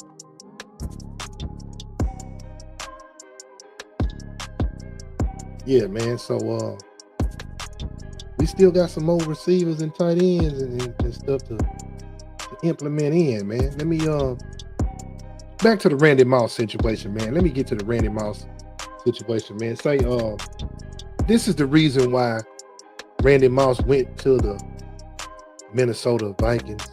It's because this guy right Let me tell you about Chris Carter, that smooth operator from Ohio State. Born in Troy, Ohio, Carter landed in Columbus in 1984, and it didn't take long for folks to notice. With hands like Velcro and routes sharp as a tack, he became the Buckeyes' go-to receiver. By his junior year in 1986, he set a school record with 69 receptions and 1,127 yards, earning All-American honors. Carter had that rare mix of grace and grit, always finding a way to get open, always making the big play when it mattered. Though his college career ended early due to signing with an agent, Buckeye fans never forgot the magic he brought to the horseshoe.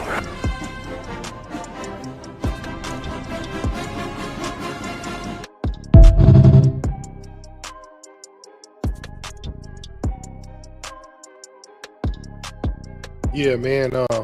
He's actually one of my favorite receivers because he catch the ball with all hands. He normally doesn't catch the ball with his body, which I get it, man. Body catching can be good when you're in traffic. I understand that. I'm not knocking that at all, but he's one of my, one of my all-time favorite receivers because he catches the ball with his hands, and he was mainly the reason why Minnesota got Randy Moss, because he was like a mentor to Moss. He made the vow to make sure he watch after the kid, make sure the kid was that guy, and made sure that he was gonna carry the torch, and he did that, and that was a good person to match up with to be a mentor. Chris Carter is a good receiver mentor. You can follow him on different social media platforms, and he always willing to give you some game, man. I like Chris Carter as a player, and I like him as a person. I don't know him personally, but based upon way he carries himself, way he talk, man, he done been through some things, but you can tell he learned, and he willing to teach the young guys. He actually is actually giving some mentorship to probably one of the best young receivers that's coming out of college in the future. His name is Jeremiah Smith, 19-year-old kid, probably one of the top recruits, top elite receivers of this time, kind of, man. The boy gonna be nice, man. So Jeremiah Smith for Ohio State, he only 19 years old, man, and he already putting in the work like a veteran. He's big. He is a big receiver, man. He's a big kid. He ain't no small fry. You know what I'm saying? He a big kid. I think he like 6'4", 6'3", 6'4", already like 210 pounds or something. He got all the big traits and attributes of his size and speed at 19 years old. Plus he just won the championship too, so that ain't gonna do nothing but boost it up even more for Jeremiah Smith. So hey man, y'all, if you don't know, you will know about this young man, Jeremiah Smith. He's the next best receiver coming out of college in the future. He's not graduating to the league yet, but it's possible the route he going, he probably could come out early, man. Just to be real about that. Let's move on to some next receivers. It is 2nd down and 12. Seattle at the Bears 32. Largent and man, I keep playing this guy, man. What is so special about this, man? My bad. Wrong receiver. We done played this dude 2 times. That was about to be 3 times, bro. He good, man. He ain't my favorite, but he good, bro.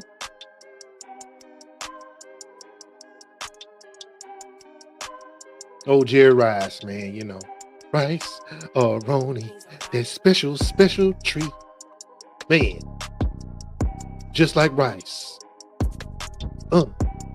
Good concentration on the ball and still taking it to the house. One of the greatest receivers to play the game, man. Jerry Rice. Old Rice, Cerrone. Know what I'm saying? Got the Super Bowl to prove it. They say he used to catch bricks with his hands. Their daddy used to lay bricks on houses, man. He used to catch bricks, man. That's why he got them soft hands. Look at that, man. Run under the ball. They say he wasn't that fast, huh? Shoot, I can't tell. What is that? What was that? What is that right there? They say he wasn't that fast. What is that? I don't know who said that. He fast enough. Somebody always got to say something negative about Jerry Rice to somebody or something. You know how it goes. I mean, you know. He's just not fast enough. This dude broke records at Mississippi Valley. Man, I don't think nobody's gonna ever break them receiving touchdown records in one college. And he went to HBCU with that. You know what I'm saying? So they tell you something right there. Oh, shout out to the HBCU colleges out there, man, that got that talent out there, man, that they feel like they overlooking and it's untapped. Shoot, man, please. Y'all gotta be smoking some of that superior dope. On to the next one. Henrietta, they call him the grasshopper. I wonder why they call that dude the grasshopper, man. That's why I never seen him. I ain't see him hop over nothing. Maybe he was just, maybe it's just the way he played, or he looked like a grasshopper or something. I don't know what it was. Call him the grass. I'm trying to see what did he hop over some players in the grass one time and they, hey, you the grasshopper. I don't know. It just made me wonder. You know what I'm saying? But they call him the grasshopper though, bro. That's what they call him. Old grasshopper. Yeah. I don't see him hopping over no grass or nothing, but he looks like a good receiver. You know, running precise on his routes. Ooh, that boy got jacked up. Man, he didn't see that. And that was Ronnie Lott. Man, I ain't got to the safeties yet, but Ronnie Lott was one of them. Man, he got smashed. Man, that would have been a flag. In this day of time, straight flag. That right there would have been pass interference. They would have been calling all kinds of stuff on that. Evidently, this dude is an excellent Z receiver, slide guy or something, because he playing special teams, returning kickoffs back, punts. Well, it looks like kickoff, you know what I'm saying? So you got a versatile receiver like that, man. You definitely got something. You definitely got to put that to use. You can't even play with that. Don't play with that one. That's a no-no. You know what I'm saying? Let's move on to the next. Hard to knock success when you're undefeated. Boy, how can you complain? Completed pass there is that. Hard to knock success when you're undefeated. Boy, how can you complain? Completed pass there is that Dabo Sweeney.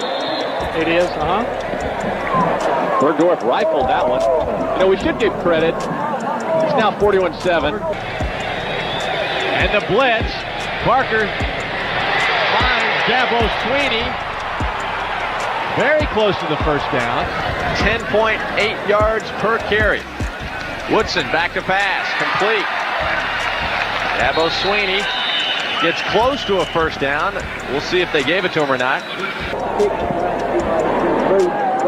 Bergdorf, play action. Here's the rollout. And a catch. Dabo Sweeney on the reception. A lot of people might be asking, why is Alabama throwing the ball? I know what the Alabama coaches are thinking is we need to get Brian Bergdorf some experience, not just handing the ball off, but also throwing it downfield. Here you'll see in play action, they clear the safety with the tight end and bring Sweeney across the middle. Finds that dead area and picks up a first down. I've continued to be impressed by Bergdorf's.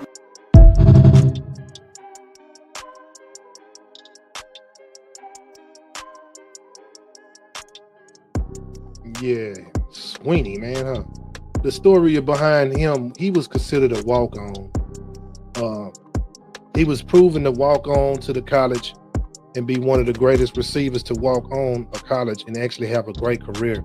He probably wasn't the fastest guy, he wasn't the strongest guy, but he proved his work ethic, and he actually walked on to Alabama and became one of the greats, man, at Alabama. He ended up being a coach in time. So shout out to the guys that's walk-ons, man, that didn't give up, showed the work ethic, didn't come up with the excuse not to still keep doing it and to keep trying, man. You know what I'm saying? Everybody's story ain't for everybody's glory. You know, God's it is the glory of the story. So the point of that is keep going, man. Don't stop. Don't give up, man. Work hard. Your story is not going to be like everybody else's. Believe that. And he proved that. Let's move on to the next one.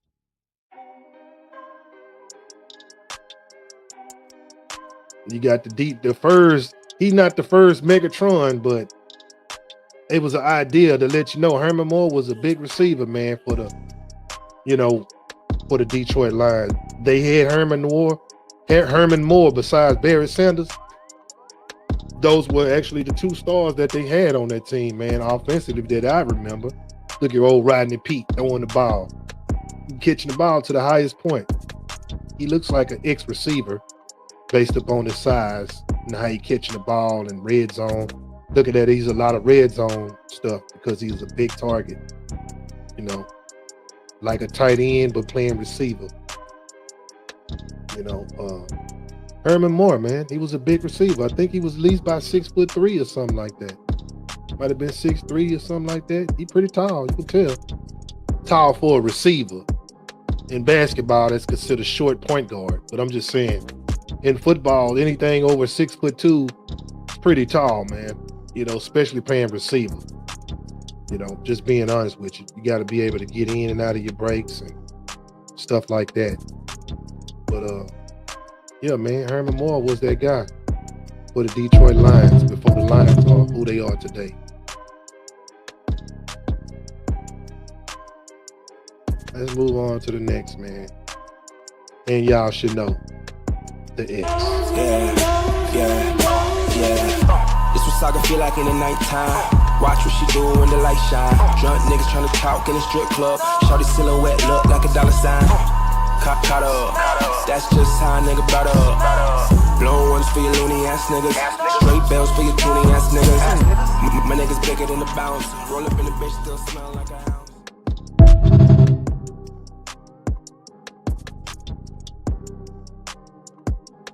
Yeah, old Dez Bryant, man. Dez Bryant was the X receiver, man.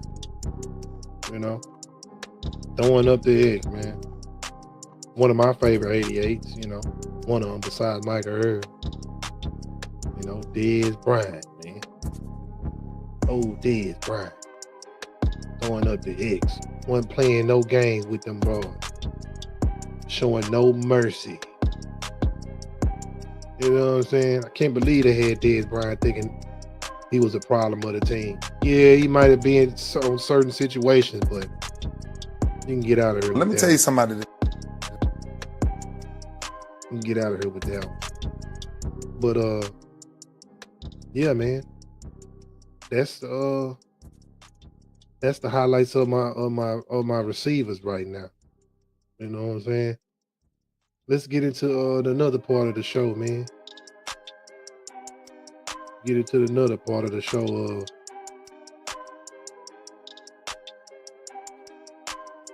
Let me show. Do you know? Another part of the show of Do You Know? Now this part right here, man, did you know? I forgot to put my banner up for my receiver stuff, but y'all know what we were talking about today.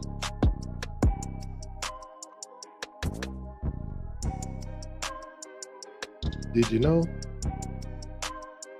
Did y'all even know this right here, man? I'm gonna make it quick for everyone. I'm gonna make it quick for everyone. Nah, I ain't gonna even do that to y'all, man. But do you know this right here? Did you know the Los Angeles Rams were the first pro football team to have either a logo or symbol on their helmet? And it's all because of this guy, Fred Gurkey, who played for the Rams in the 40s. After the 47 season, he took his brown leather helmet home, painted it blue, and put yellow horns on it. Coach Bob Snyder and owner Dan Reeves both liked the idea and the design, so Gurkey took 75 helmets home with him that summer and decorated them all. He was paid $1 for each paint job. The helmets debuted in the 1948 season, but the very next season were changed to this. Coach Clark Shaughnessy authorized a color change to red and gold. Shaughnessy, who was the father of the T formation, had graduated from the University of Minnesota, and many thought this uniform change was a nod to his alma mater. This look and color scheme was scrapped at the end of the 1949 season. The very next year, in 1950, the Rams go back to blue and yellow. Thick yellow horns on the helmet. This was the look from 1950 through 1963. In 1964, they switch horn colors again, this time going to white with a little thinner horn and the gray face mask. This was the look from 64 through 72. In 1973, the yellow horns return. Then in 1980, they tweak one thing. They changed the face mask from gray to blue. This was the look for the Rams from 1980 through 1999, which included their move from Los Angeles to St. Louis after the 94 season. Then in 2000, they go gold. This is the look for the Rams from 2000 through 2016, though they did pepper in this look between 2009 and 2019. Also in 2016, as they moved back to LA, they brought back this look, the white horns with the gray face mask. Then from 2017 through 2019, when they would wear the white horns, they'd wear it with a white face mask. In 2020, they moved into the brand new SoFi Stadium and debuted these new helmets, bright blue with a new Rams horn. And this has been the Rams look ever since. Those are the many looks of the Los Angeles Rams. Be sure to follow me for more Hooked on Helmets videos, and be sure to check my homepage to see if I've done your favorite team.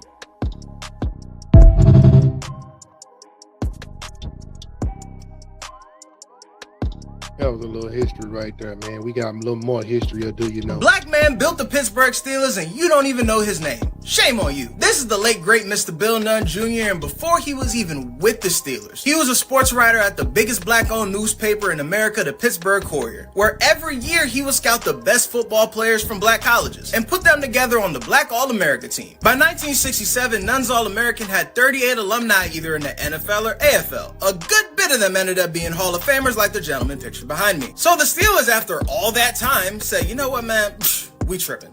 And hired Nunn to bring the talent directly to them. And oh boy, did he. The Steelers drafted a league-high 24 players from black colleges from 1969 to 1975.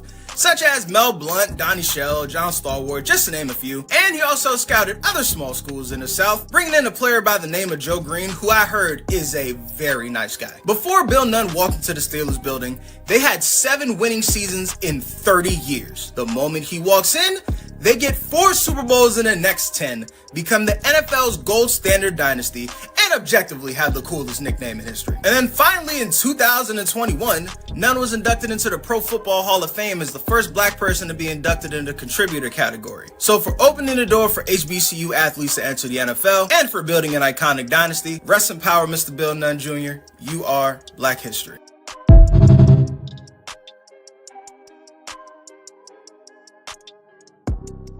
Yeah, man. A little bit of black history right there, do you know? I didn't know that, but I do know now. Just to be honest about it. Didn't know, but I do know now. Just being real, man, you know, hey. You live, you learn. You gonna learn today. You definitely gonna learn today. Let's get into some more stuff, man. Real quick, man. Let's get to you. Do you know where the game is going? I'm saying about from youth to high school to college. Like, give me the good, the bad, and the ugly of football right now, man. Because I think we in a bad spot. To me personally, I'm not seeing development on no level no more. I think what it is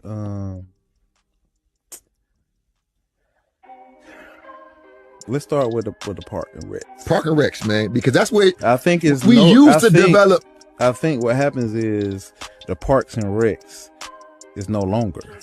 You got all the AAU teams, travel teams, right? Travel teams now, man. So travel teams have no rules and regulations, pretty much. You getting all the ballers at a young age, right? The ballers, and they want to win. So now they're traveling and they rolling, right? But then what I'm hearing the disconnect is when they get to middle school and high school. Yes. Well, they're not even really playing middle school ball. A lot of them not. They playing travel ball. So what happens when they get to high school? They don't have the fundamentals. Nope. They don't know playbooks. Nope. They don't know the small things, right? The structure, the discipline. Now, but when you watching with their team at travel they ball, go crazy. They got the structure and discipline because they all marching in together. Yeah. They got the chants. Yeah. But what happens when they get to high school? They're like, they don't want to have no structure, no discipline. So I'm hearing this from high school coaches. Back in the day, you used to go to the park and look at the kids and say, all right, these guys coming up in my community, or we got a good batch coming. The good batches aren't coming, so I think the counties need to get back better at open up the parks and recs again and to make it happen. But I also think what's happening is it's hard to find good community coaches though. Guys that want to take, guys that want to say, why? I want to, well, it's a couple reasons. One, it could be a convicted felon. Yeah. You got parks and regulations now. These people ain't paying the radio because everybody doing their Google search. Yeah.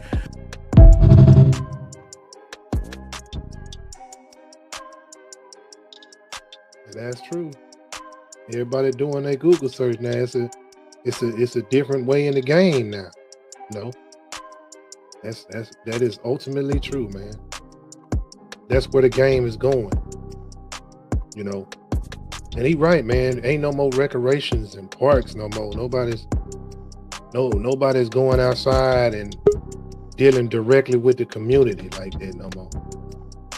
I don't know why, but that's just how it is. Nobody's direct with the community like that anymore.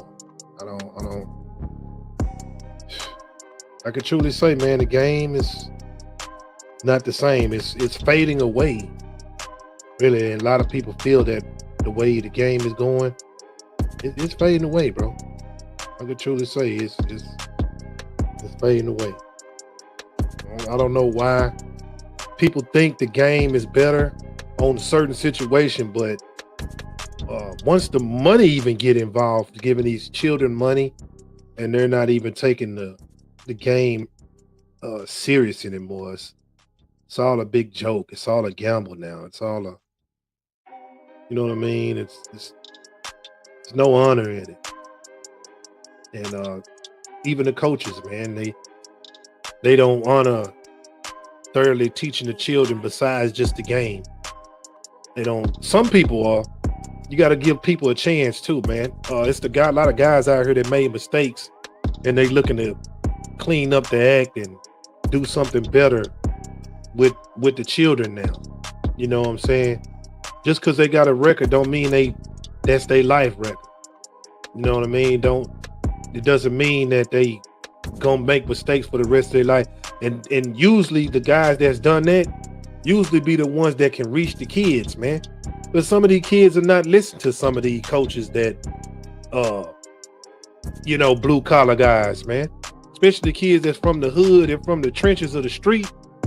You know what I'm saying? They only gonna listen and relate to somebody that done been there, that know what they talking about, know how they feel, know what they thinking. You know what I'm saying? And it takes somebody like that to be in the community and be in some of these recreation centers and sometimes be partnership with some of these organizations for the children, man. Because how you gonna reach them, bro? They not gonna listen to you, bro. You ain't been through nothing, bro.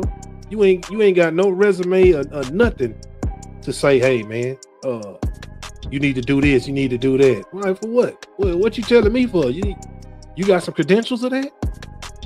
But do you know this part of the game? This is another part of the game. Add on to that story, what the guys were just saying. The numbers being thrown around for high school NIL deals are shocking, but how much is real and how much is just hype? The rumors are everywhere. Some say high school athletes are making millions, but what are the real, actual numbers? I talked to agents, top recruits, and insiders. Here's what's actually happening. The top high school recruits in the country are making about $1 million a year, sometimes more, when they go to college. The best running backs and wide receivers, they're more at the $250,000 a year, and even higher if a school is desperate. For offensive linemen, the number is climbing fast. A top SEC tackle expects to hit 7 figures by his junior year, while others in the 2026 class are already locking in 6-figure deals as a freshman in college. Defensive backs, which is an extremely important position in college football, are seeing deals between $200,000 to $800,000 if they're in the top 10 nationally. For defensive linemen, they land closer to $250,000 to $300,000 as a freshman, but top starters can double that in just 1 year. And if you're an edge defender and a pass rusher, that number gets even higher. For elite linebackers, they're making $300,000 to $600,000 annually, but that's at the high end of the market. Some linebackers starting in Power 4 are making closer to $100,000 a year. But here's the reality. These deals are not for everyone. This is top tier talent money. NIL is changing everything, and these numbers are just the beginning. The question is, how high can the number go? What's the craziest NIL number you've heard of? Let me know in the comments.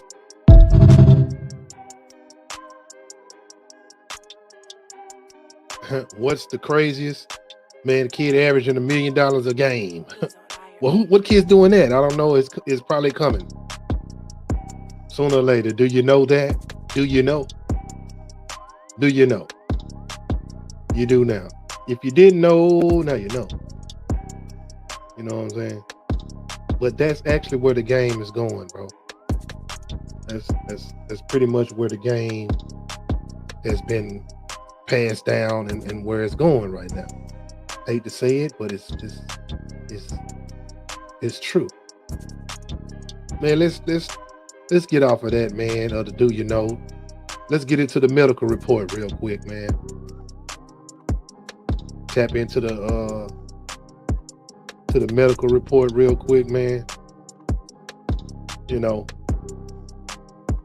let's tap into that real quick. I suffered brain damage several times throughout my boxing career. Take a look at this headbutt right here. Boom. I was hurt very badly, bro. And when I went home, I realized I had a concussion. And look, I still won the fight. This was the first time I ever fought a grown man, and I suffered a concussion in this fight. But look, I still won. I still won these fights, but I still took brain damage, right? It's the same thing in sparring. You could be winning a sparring, but you're still getting hit. A concussion occurs when your brain hits against your skull. You could be blocking punches all you want, but your brain's still getting pushed back. Brain damage usually occurs in the gym. Only spar twice a week. Don't spar every day. Every time after you're done sparring, whether you suffer a concussion or not, take Lion's Mane. You can find it in the grocery store or CVS, whatever. It will help build back the neurons in your brain. Yes, bro, boxing is dangerous. I don't recommend it. You ever see a dog chase a ball or bears wrestle each other? Whenever a puppy chases a ball, he unconsciously trains himself to chase prey. Whenever bears wrestle each other, they're simulating hunting. They're playing around, they're not taking it too serious, right? In sparring, you guys take it too serious and treat it like the fight. They always say you can't play boxing, but that's cap. Studies show that playing reduces cortisol and increases dopamine. Both dopamine and cortisol are associated with learning. If your cortisol is too high and your dopamine is too low, it impairs your ability to learn. You ever notice how you learn more off of a light spar as opposed to a hard spar? You didn't learn anything?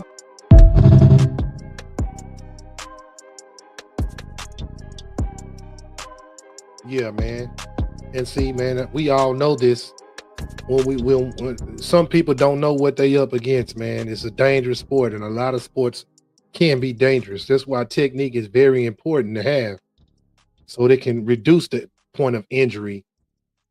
Different training and different methods, man. Keep your brain from getting knocked loose. You know what I'm saying? Because everybody ain't built for this. You rather use your brain for thinking instead of getting punched on. But you can't tell some people that because their brain already so animalistic. You know what I'm saying? That is really your strongest muscle on your body is your brain. So if you don't know how to use that, well, somebody gonna use it for you. But let's get into the boxing a little bit, man. You got Lamont Roach coming up now, March 1st. We're pretty close to it. How you feeling right now? I feel good, man. Feel good. Getting close, and you know, somebody like Lamar is like it's gonna feel like the amateurs type of vibe, like. Okay. You feel me? Not the no, the only thing I said the amateurs because I fought him before when I was coming up. Okay. Type of vibe. So in the amateurs, he said he beat you in that. He didn't beat me. No, he didn't beat me. Okay. It's gonna show March the 1st.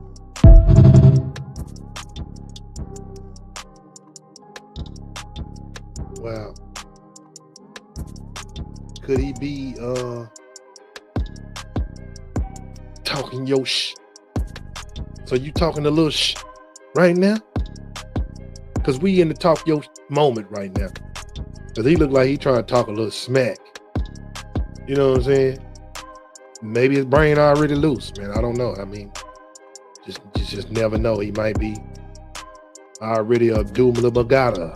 He might be, I don't know, but Tank's a hell of a dude, man. He out there. He not out there knocking dudes out and taking names, man. I can't say what he ain't doing, bro. Tank is the man. You know, taking dudes lunches, man. You know, a lot of people don't like him because he knocking. He talented, but you know, some people just don't like his demeanor. You know what I'm saying? But you never know what that man went through just to get to that point, to where he is right now fighting. You know what I'm saying? Especially from the streets, man. Come on, man. You know what I'm saying? Especially from the street. But these are professionals, brother. Professional fighters, that's what they do. They get in the ring professional. Some people ain't gonna talk about it. They just do it. And he got the credentials to show you he doing it. But the fight, man, is March 1st. Saturday, March 1st, man. Tank and Roach. Wonder why they call him Roach, man. Because I sure for hate to see him get squashed like a bug. I think, man. I guess Tank supposed to be the raid or something. He supposed to be the raid for the Roach, huh? Why they call this guy the Roach? That's just, I don't know. He just, their names, man, they mean a lot. Tank versus Roach. I mean, I know a tank can squash a roach. Roach has been around thousands of years, so they have adapted. They can fly now, they can swim, they can even change colors. I done seen a white roach, albino roach. You know what I'm saying? Like, hey, man, I don't know. I just don't know, but just wonder why this guy name is, I don't know if that's his nickname, last name, or what. But you know, hey, man, roaches, it's a lot of them, man. Can't get rid of them because it's too many of them. You can only just run them away for another day. But they've been here thousands of years. But the fight, man, is March the 1st. That's on a Saturday. So, man, y'all know how Tank do it, man. Y'all know how Tank get down. Let's get into another moment of talk your a little bit. And you know this guy right here love to talk. What the fuck got into the exciting whites this year? Matt McClung just put on a spectacle at the NBA dunk contest. White men can jump, but this dairy fairy can fucking fly. Adam Silver had to make his annual G League phone call to resurrect McClung, just so he could white savior the NBA's dog shit dunk contest. And yeehaw did this fucking honky-tonk deliver. We just got Mac History Month during Black History Month. Matt McClung is 100% Mick Hung No Diddy. He dunked over a car that he will eventually have to live in due to the fact that he makes more money from his dunk contests than his NBA salary. Move over Patrick Mahomo McClung actually knows how to three-peat. In typical Caucasian fashion, McClung is trying to colonize attention and take the month of February for the unseasoned chicken lovers. McClung and Cooper DeJean are going band for White Boy of the Year, Lil Bro. Now sit back, relax, and watch this Caucasian. Save a horse, ride a cowboy. Everybody says, save a horse, ride a cowboy. Well, I'm gone.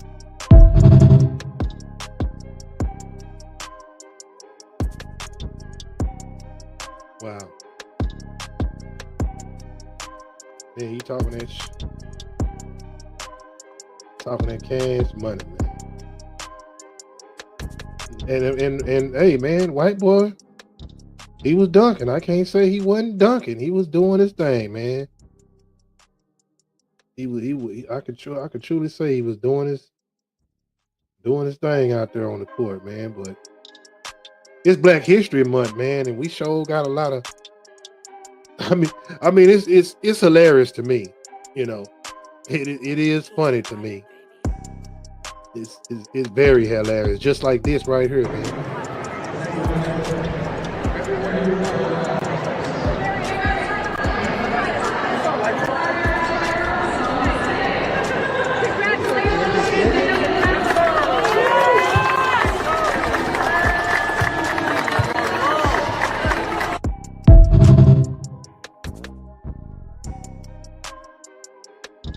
Man, he had that look like, man, I want that.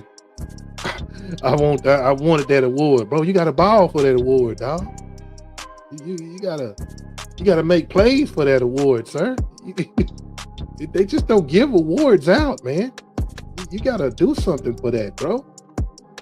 I don't know what he had that look like. He just like, yeah, that nigga ain't. I don't even got that award, man.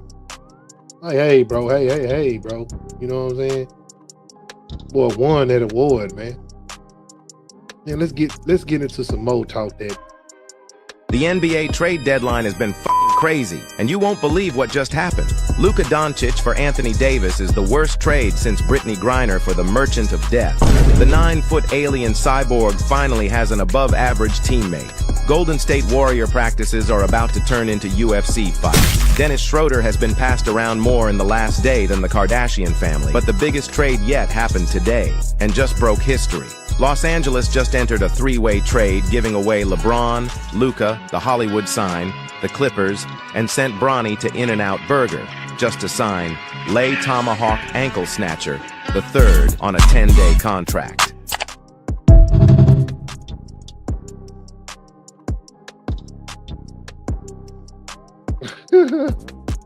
Bronny to In-N-Out. Boy, I tell you, boy, that's cold. That's cold-blooded, man. You say Bronny to In-N-Out, bro.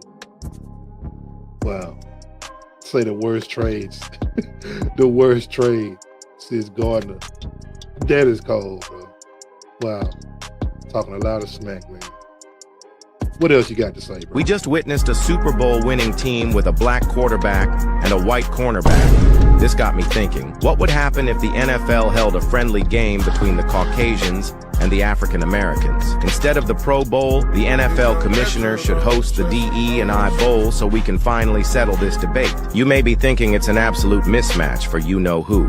But if you really think about it, each side has their own set of strengths and weaknesses. For example, the black folk will struggle when it comes to kicking, and the white secondary will get absolutely torched all game. For everyone that's gonna take to the comments mad, scroll away, little fella, because we all know that this would be the most watched event in the history of sports. But since it will never happen in real life, I got you. First things first, we are gonna have to flip a coin for Mahomes.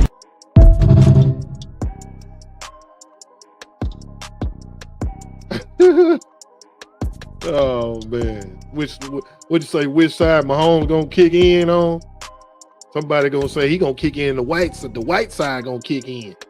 It sure ain't gonna be the nigger side, the black side. Excuse my friend. You know what I'm saying? But I don't know, man. I'm just saying, bro. This is hilarious at its best, man.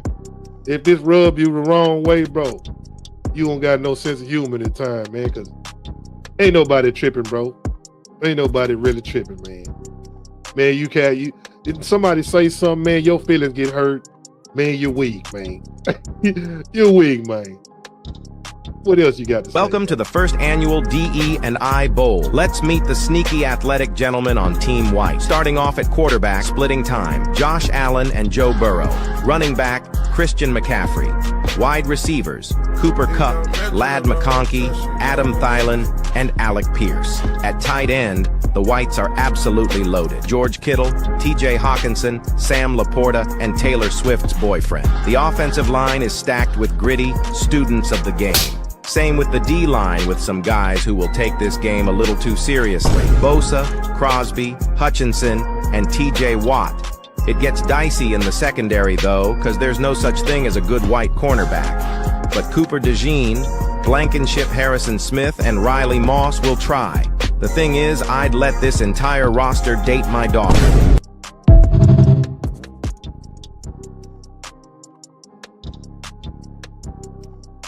Wow, just diabolical, bro.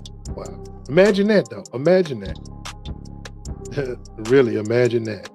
Can you imagine that? That would be something, wouldn't it? Just saying, just imagine that. Imagine that. I don't give a fuck if you broke your hand. You better be at practice catching every pass. One-handed like I do. All the time, every day. I don't give a fuck if you broke your foot. You better be out there running routes, and you better be at practice. Jesus Christ. Sir, don't fall down. Stay off the ground. Matter of fact, I don't give a fuck if you fucking broke both feet. You better be at practice running routes and catching every pass. Come on, that's like 3/4 speed. That shit is contagious, bro. Contagious. That shit is contagious. I don't even care if you can't even walk. If you can't walk, we're gonna find a way for you to get the ball and still practice, man. 'Cause that shit is contagious. It's contagious. That's all I gotta say for this.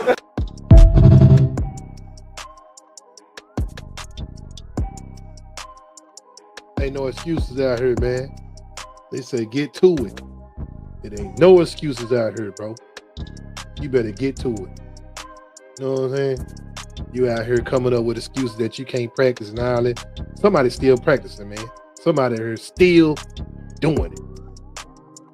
Now, man, we finna get into a little time to tap into the future, bro. Let's go and tap into it, man, and see what's out here. His NFL draft stock is going up. This is Colorado wide receiver Will Shepherd, and he has a huge catch radius. Even Coach Prime said he's a dog. Which team should draft him?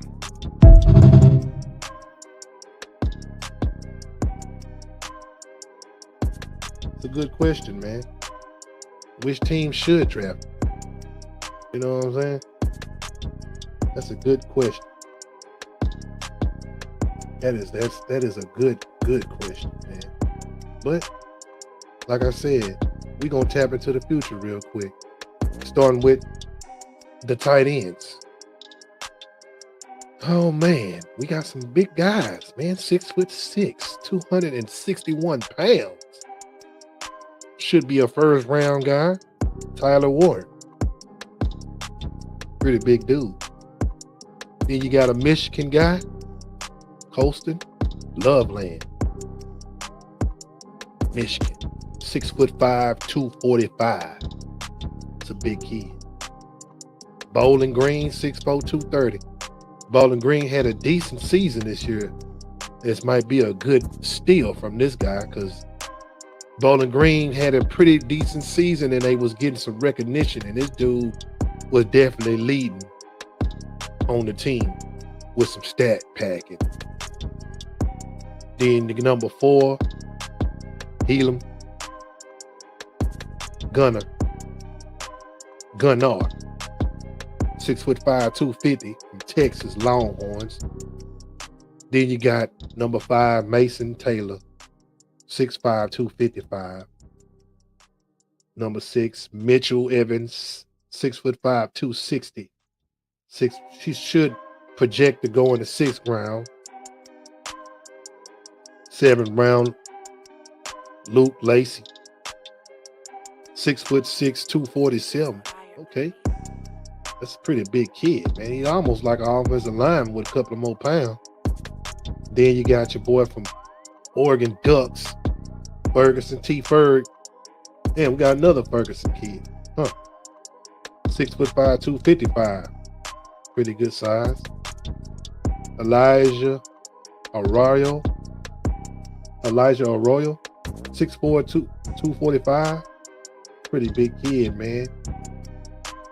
Out of Miami Hurricane. You know, then you got Arondo Gaddison. That's his name, Arondo Gaddison. 6'5", 236.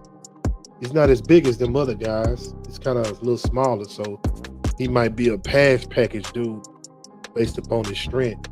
Most of them guys that I've named, except for the Harold Fannin, Bowling Green, 6'4", 230, he probably like, receiver type tight end because he's not as big guy. But you never know how strong he is. Don't let me judge the guy till I see him on the field. You know what I'm saying? Especially blocking. I've seen him in some packages where he has been doing some key blocks. Rest of the guys kind of have good size, man, where they can block a couple of linebackers. Sit some of them edges on some of them big runs down the field. 6'6" is a big target, man. 261. That's pretty big. Number 7 and number 1, they some big dudes. No joke. They some pretty big guys. Nothing small about them at all. Let's get into the receivers. Bam. Travis Hunter, two-way player. You got 2 for 1. Number 1 first round type of pick dude right here. Off the muscle. You know what I'm saying? 6'1", 185.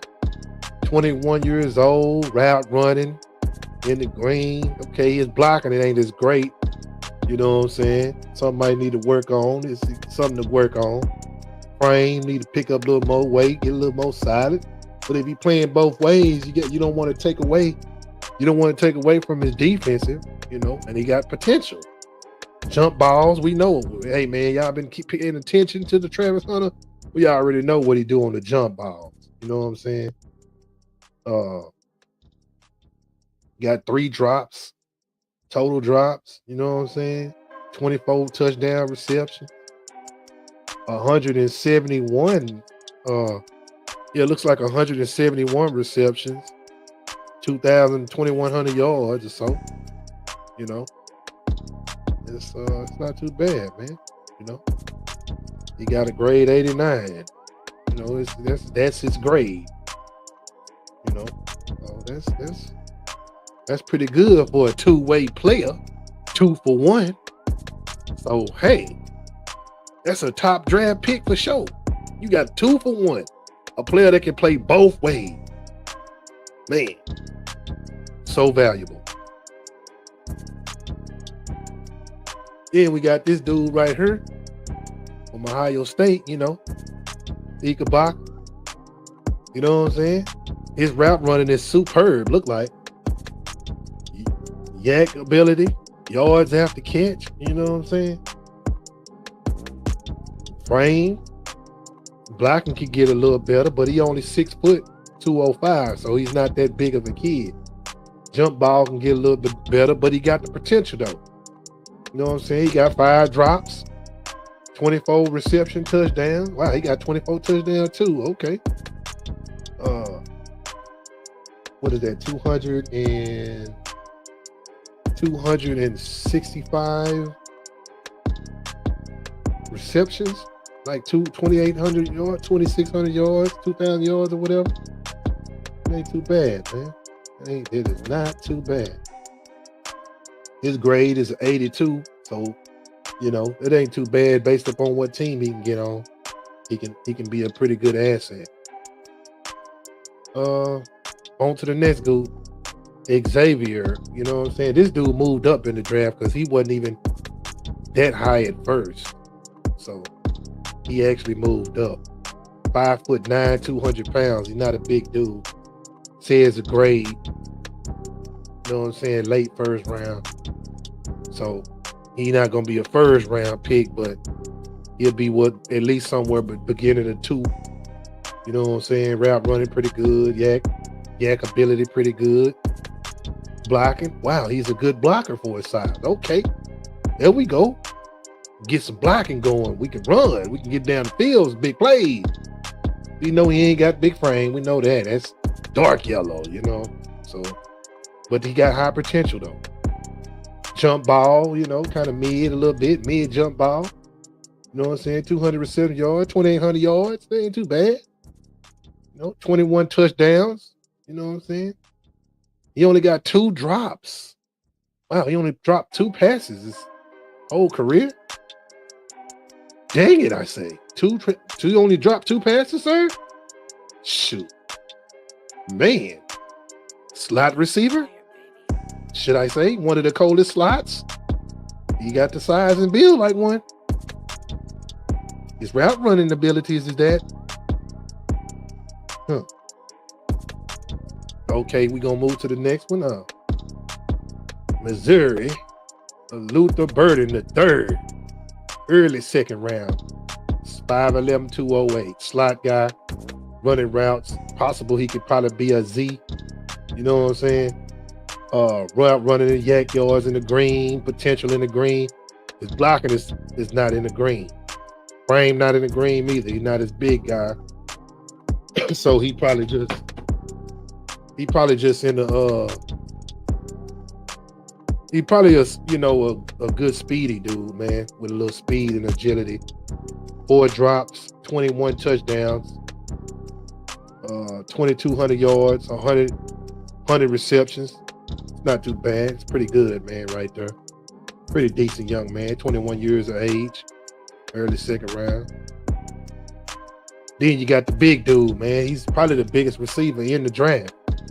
He's the height of a tight end, but he's slim like a receiver, 212 pounds. Actually, this dude here already had high potentials. So he's early second round pick. Early second round. So, route running is not that great Maybe because he's 6'5" and he got to get in and out of his breaks and bend and stuff like that. So hopefully he can get better at doing that. McMillan, you know what I'm saying? I've watched him play and he can take over a game because his height and size. You know what I'm saying? He's an X receiver. I don't think he really a Z. He's just a straight X guy. You know what I'm saying? Yard ability after the catch. So once he catch the ball, he's good at doing that. Big frame, we know, potential in the green. Jump ball, that means he could get balls in traffic. So basketball type of frame, type of dude. You know what I'm saying? He got 7 drops, 213 yards, 13 receptions, period. Looks like he got 3,000 yards, man. 3,400 yards, that's what they say? That 3,400 yards? Yeah, 3,400 yards. Wow. That is nice, bro. 3,400 yards receiving. That dude is a threat. 26 touchdowns. 86th grade at all times. That's 86th grade, man. That's pretty good. On to the next one. Matthew Golden. Is he the Golden boy? 6 foot, 195. Pretty good receiver size. Run good routes. Yards after the ability to catch. He got a lot of green. Green in the blocking, green in the frame, green in potential. He has more green than everybody I've seen. Jump ball just not in the green, which that's cool. We ain't tripping on that. Got 4 drops, 22 touchdowns, 134 receiving yards, got about 1,900 yards. You know what I'm saying? His grade is a C. He a late second round, but it's possible he could be a steal based upon his combine. Based upon all these dude combine grades, that'll make them move up even more. So we'll definitely see, man, when it comes to these skilled players. But he's the first dude I've seen with a lot of green, though. That's good. Okay, another dude in the green. Seems like the later the rounds, the better the greens. Hey, that's how it usually goes sometimes, man. The later rounds, you find some good guys that be the best guys. 6'1", 215. Jack Beach. Betch. Is that how you say his name? Beach. Beck. You know what I'm saying? Betch. I don't mean to say it like that. Damn. Jack Beat. You know what I'm saying? 215, 6'1", late, 22 years of age. You know what I'm saying? Green routes. Green yak. Jump ball in the green. Blocking in the green. Frame in the green. Potential is all green. All good. All good, dog. Good potential, man. See what he do in the combine. You know what I'm saying? You know, what is he, white boy? Shoot, white boy might be, you know what I'm saying? Out there snatching them. How many catches he got? You know what I'm saying? He got 133 receptions, 1,800 yards. Okay. 13 touchdowns. 1 drop. He only dropped the ball 1 time? Oh, yeah, man. Yeah, sir. Yeah, man. We gonna check you out, sir. You reliable. You looks like a real reliable guy. We need some reliability. When the quarterback throw you the ball, we ain't worried about it hitting the ground. Not making a completion. That's a first down or a touchdown. One of the two. That's a good, this might be a solid pick, dude. Based upon his combine and what it looks like, you know what I'm saying? He might be a solid pick. Let's go. Jalen Royals. You know what I'm saying? Is he royal? He got that royalty. Utah. You know what I'm saying? 5'11", 210. Route running is decent. Ain't in the green. Yak at the ability. So that means he catch the ball, he gone. He must got some speed because he in the green with that. 5'11", 210. He ain't that big. Like a running back, little scat back slot dude. He's not good at blocking. Tell you that. His blocking don't look that good because his frame. That's understandable. His potential is in the green. So he has good potential, so it's possible he can get better. He only got 3 drops. That's pretty good. 126 receptions, 1,900 yards. Not bad. 21 touchdowns. Okay. That's not bad right there. That's pretty decent. I can't complain too much. He's an early 3rd round pick, so based upon his combine or whatever he's doing, he might move on up. Next person, Iowa State. Iowa State had a good season this year. This dude might be a pretty good dude. You know what I'm saying? Route running in the green. Yak, catch the ball, take it to the house. You know what I'm saying? Jump ball, kind of mid. But ain't got the hop, but it's cool. 5'10", 196. That's understandable. Slot type of dude. Z type of dude. You know what I'm saying? Potential in the green. Frame ain't all that though. Blocking and frame. That's understandable. He's only 196, man. Kind of small dude. So get him in open space. So don't expect him to be running through people, man. Of course. Get him in open space. Whoever the offensive coordinator, whatever, know what you're getting. Get him in open space. He might got the speed. Based upon what he does in the combine, he might be a steal. So that was all the receivers that I went through. These are the top receivers in the top 10. You know what I'm saying? Some of them dudes, they didn't show. It's a couple of dudes that wasn't on there. Like the Texas Longhorn, Isaiah Bond, 5'11", 180. He wasn't on there. T.S. Johnson, I think he was on there. I think, if I'm not mistaken. Who else? TCU guy, Williams. I don't think he was on there. 6'5", 225. He's possibly a 3rd round pick. I don't think he was on there that I just showed. Ole Miss, Trey Harris. I don't think he was on there either. I don't think I showed him. Let me see. Stanford. I don't think I showed him either. I've seen that dude kind of play. He pretty decent. The dude from Stanford, 6'2", 210. And the Torrey Holton dude, 6'3", 185. If I'm not mistaken, and is that guy that was going off on Colorado last year, the year or whatever? I don't know, but they had a pretty good receiver on there. I didn't say nothing about him either. Out of the guys that I just named, most of everybody else that's on this list, that I already kind of named. So let me go back through the list one more time just to give my honest picks of what players. Definitely Travis, because you got a two-way player for sure. Two-way. You know what I'm saying? Two-way player, that's a for sure.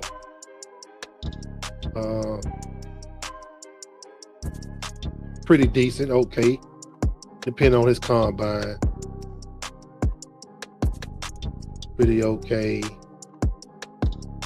Depending on the combine.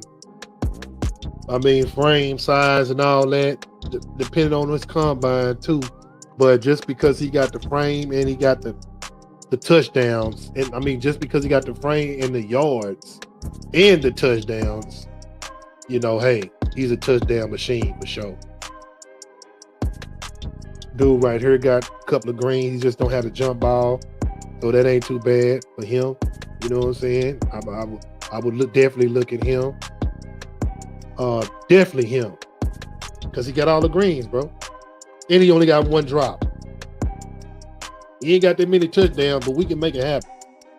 You know what I'm saying? And he got over 1,000 yards. So, yeah, I mean, if you already got a super elite receiver, he would be a nice guy to implement and put on the side of somebody else to maybe get better. You know what I'm saying? Because he, depending on his combine, we will find out, but he looks potential enough.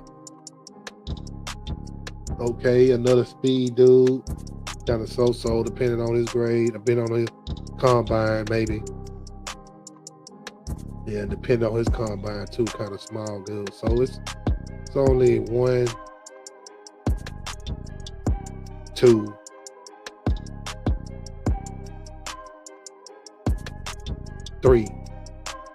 3 receivers, and maybe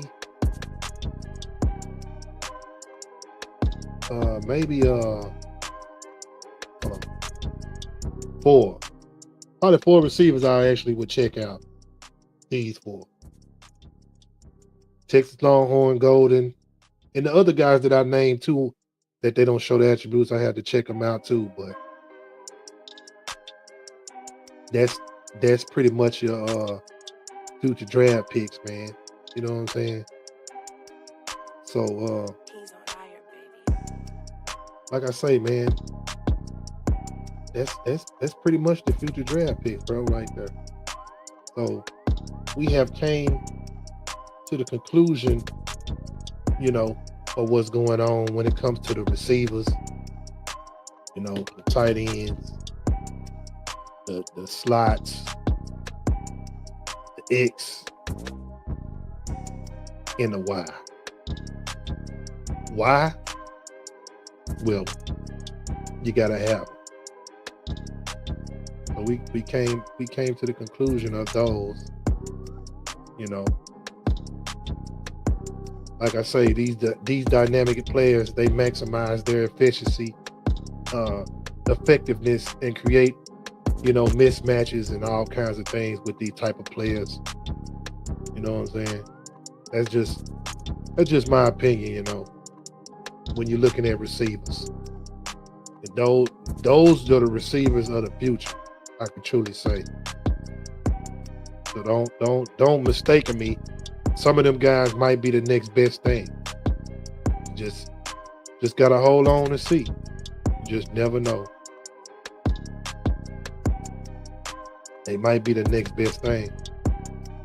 But when it comes to tight end and receivers, you know who you drafting, man. Know what you're getting. You know, don't just draft guys just to get them out there on the field and don't use their talents and skills and exploit them, man. You know, just don't do it, because somebody else could have got their talent and done something with them. It's a lot of receivers and untapped talent out here, you know. But that's pretty much, you know, pretty much my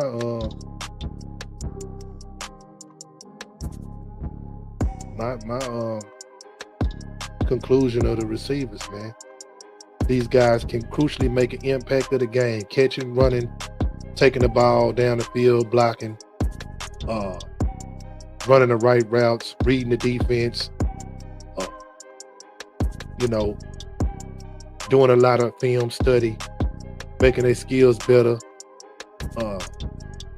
being trustworthy with their quarterback, you know, with their size, their physique, you know, based upon what this skillfulness in their traits or whatever.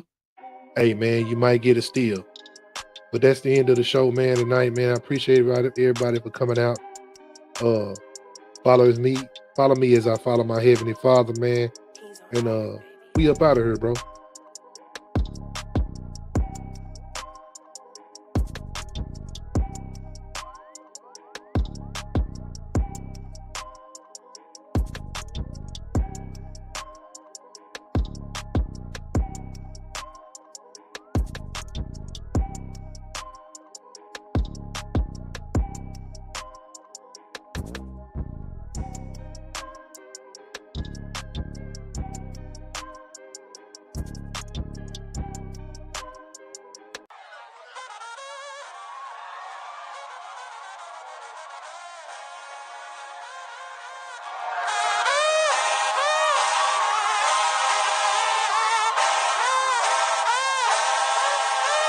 Cadence Records.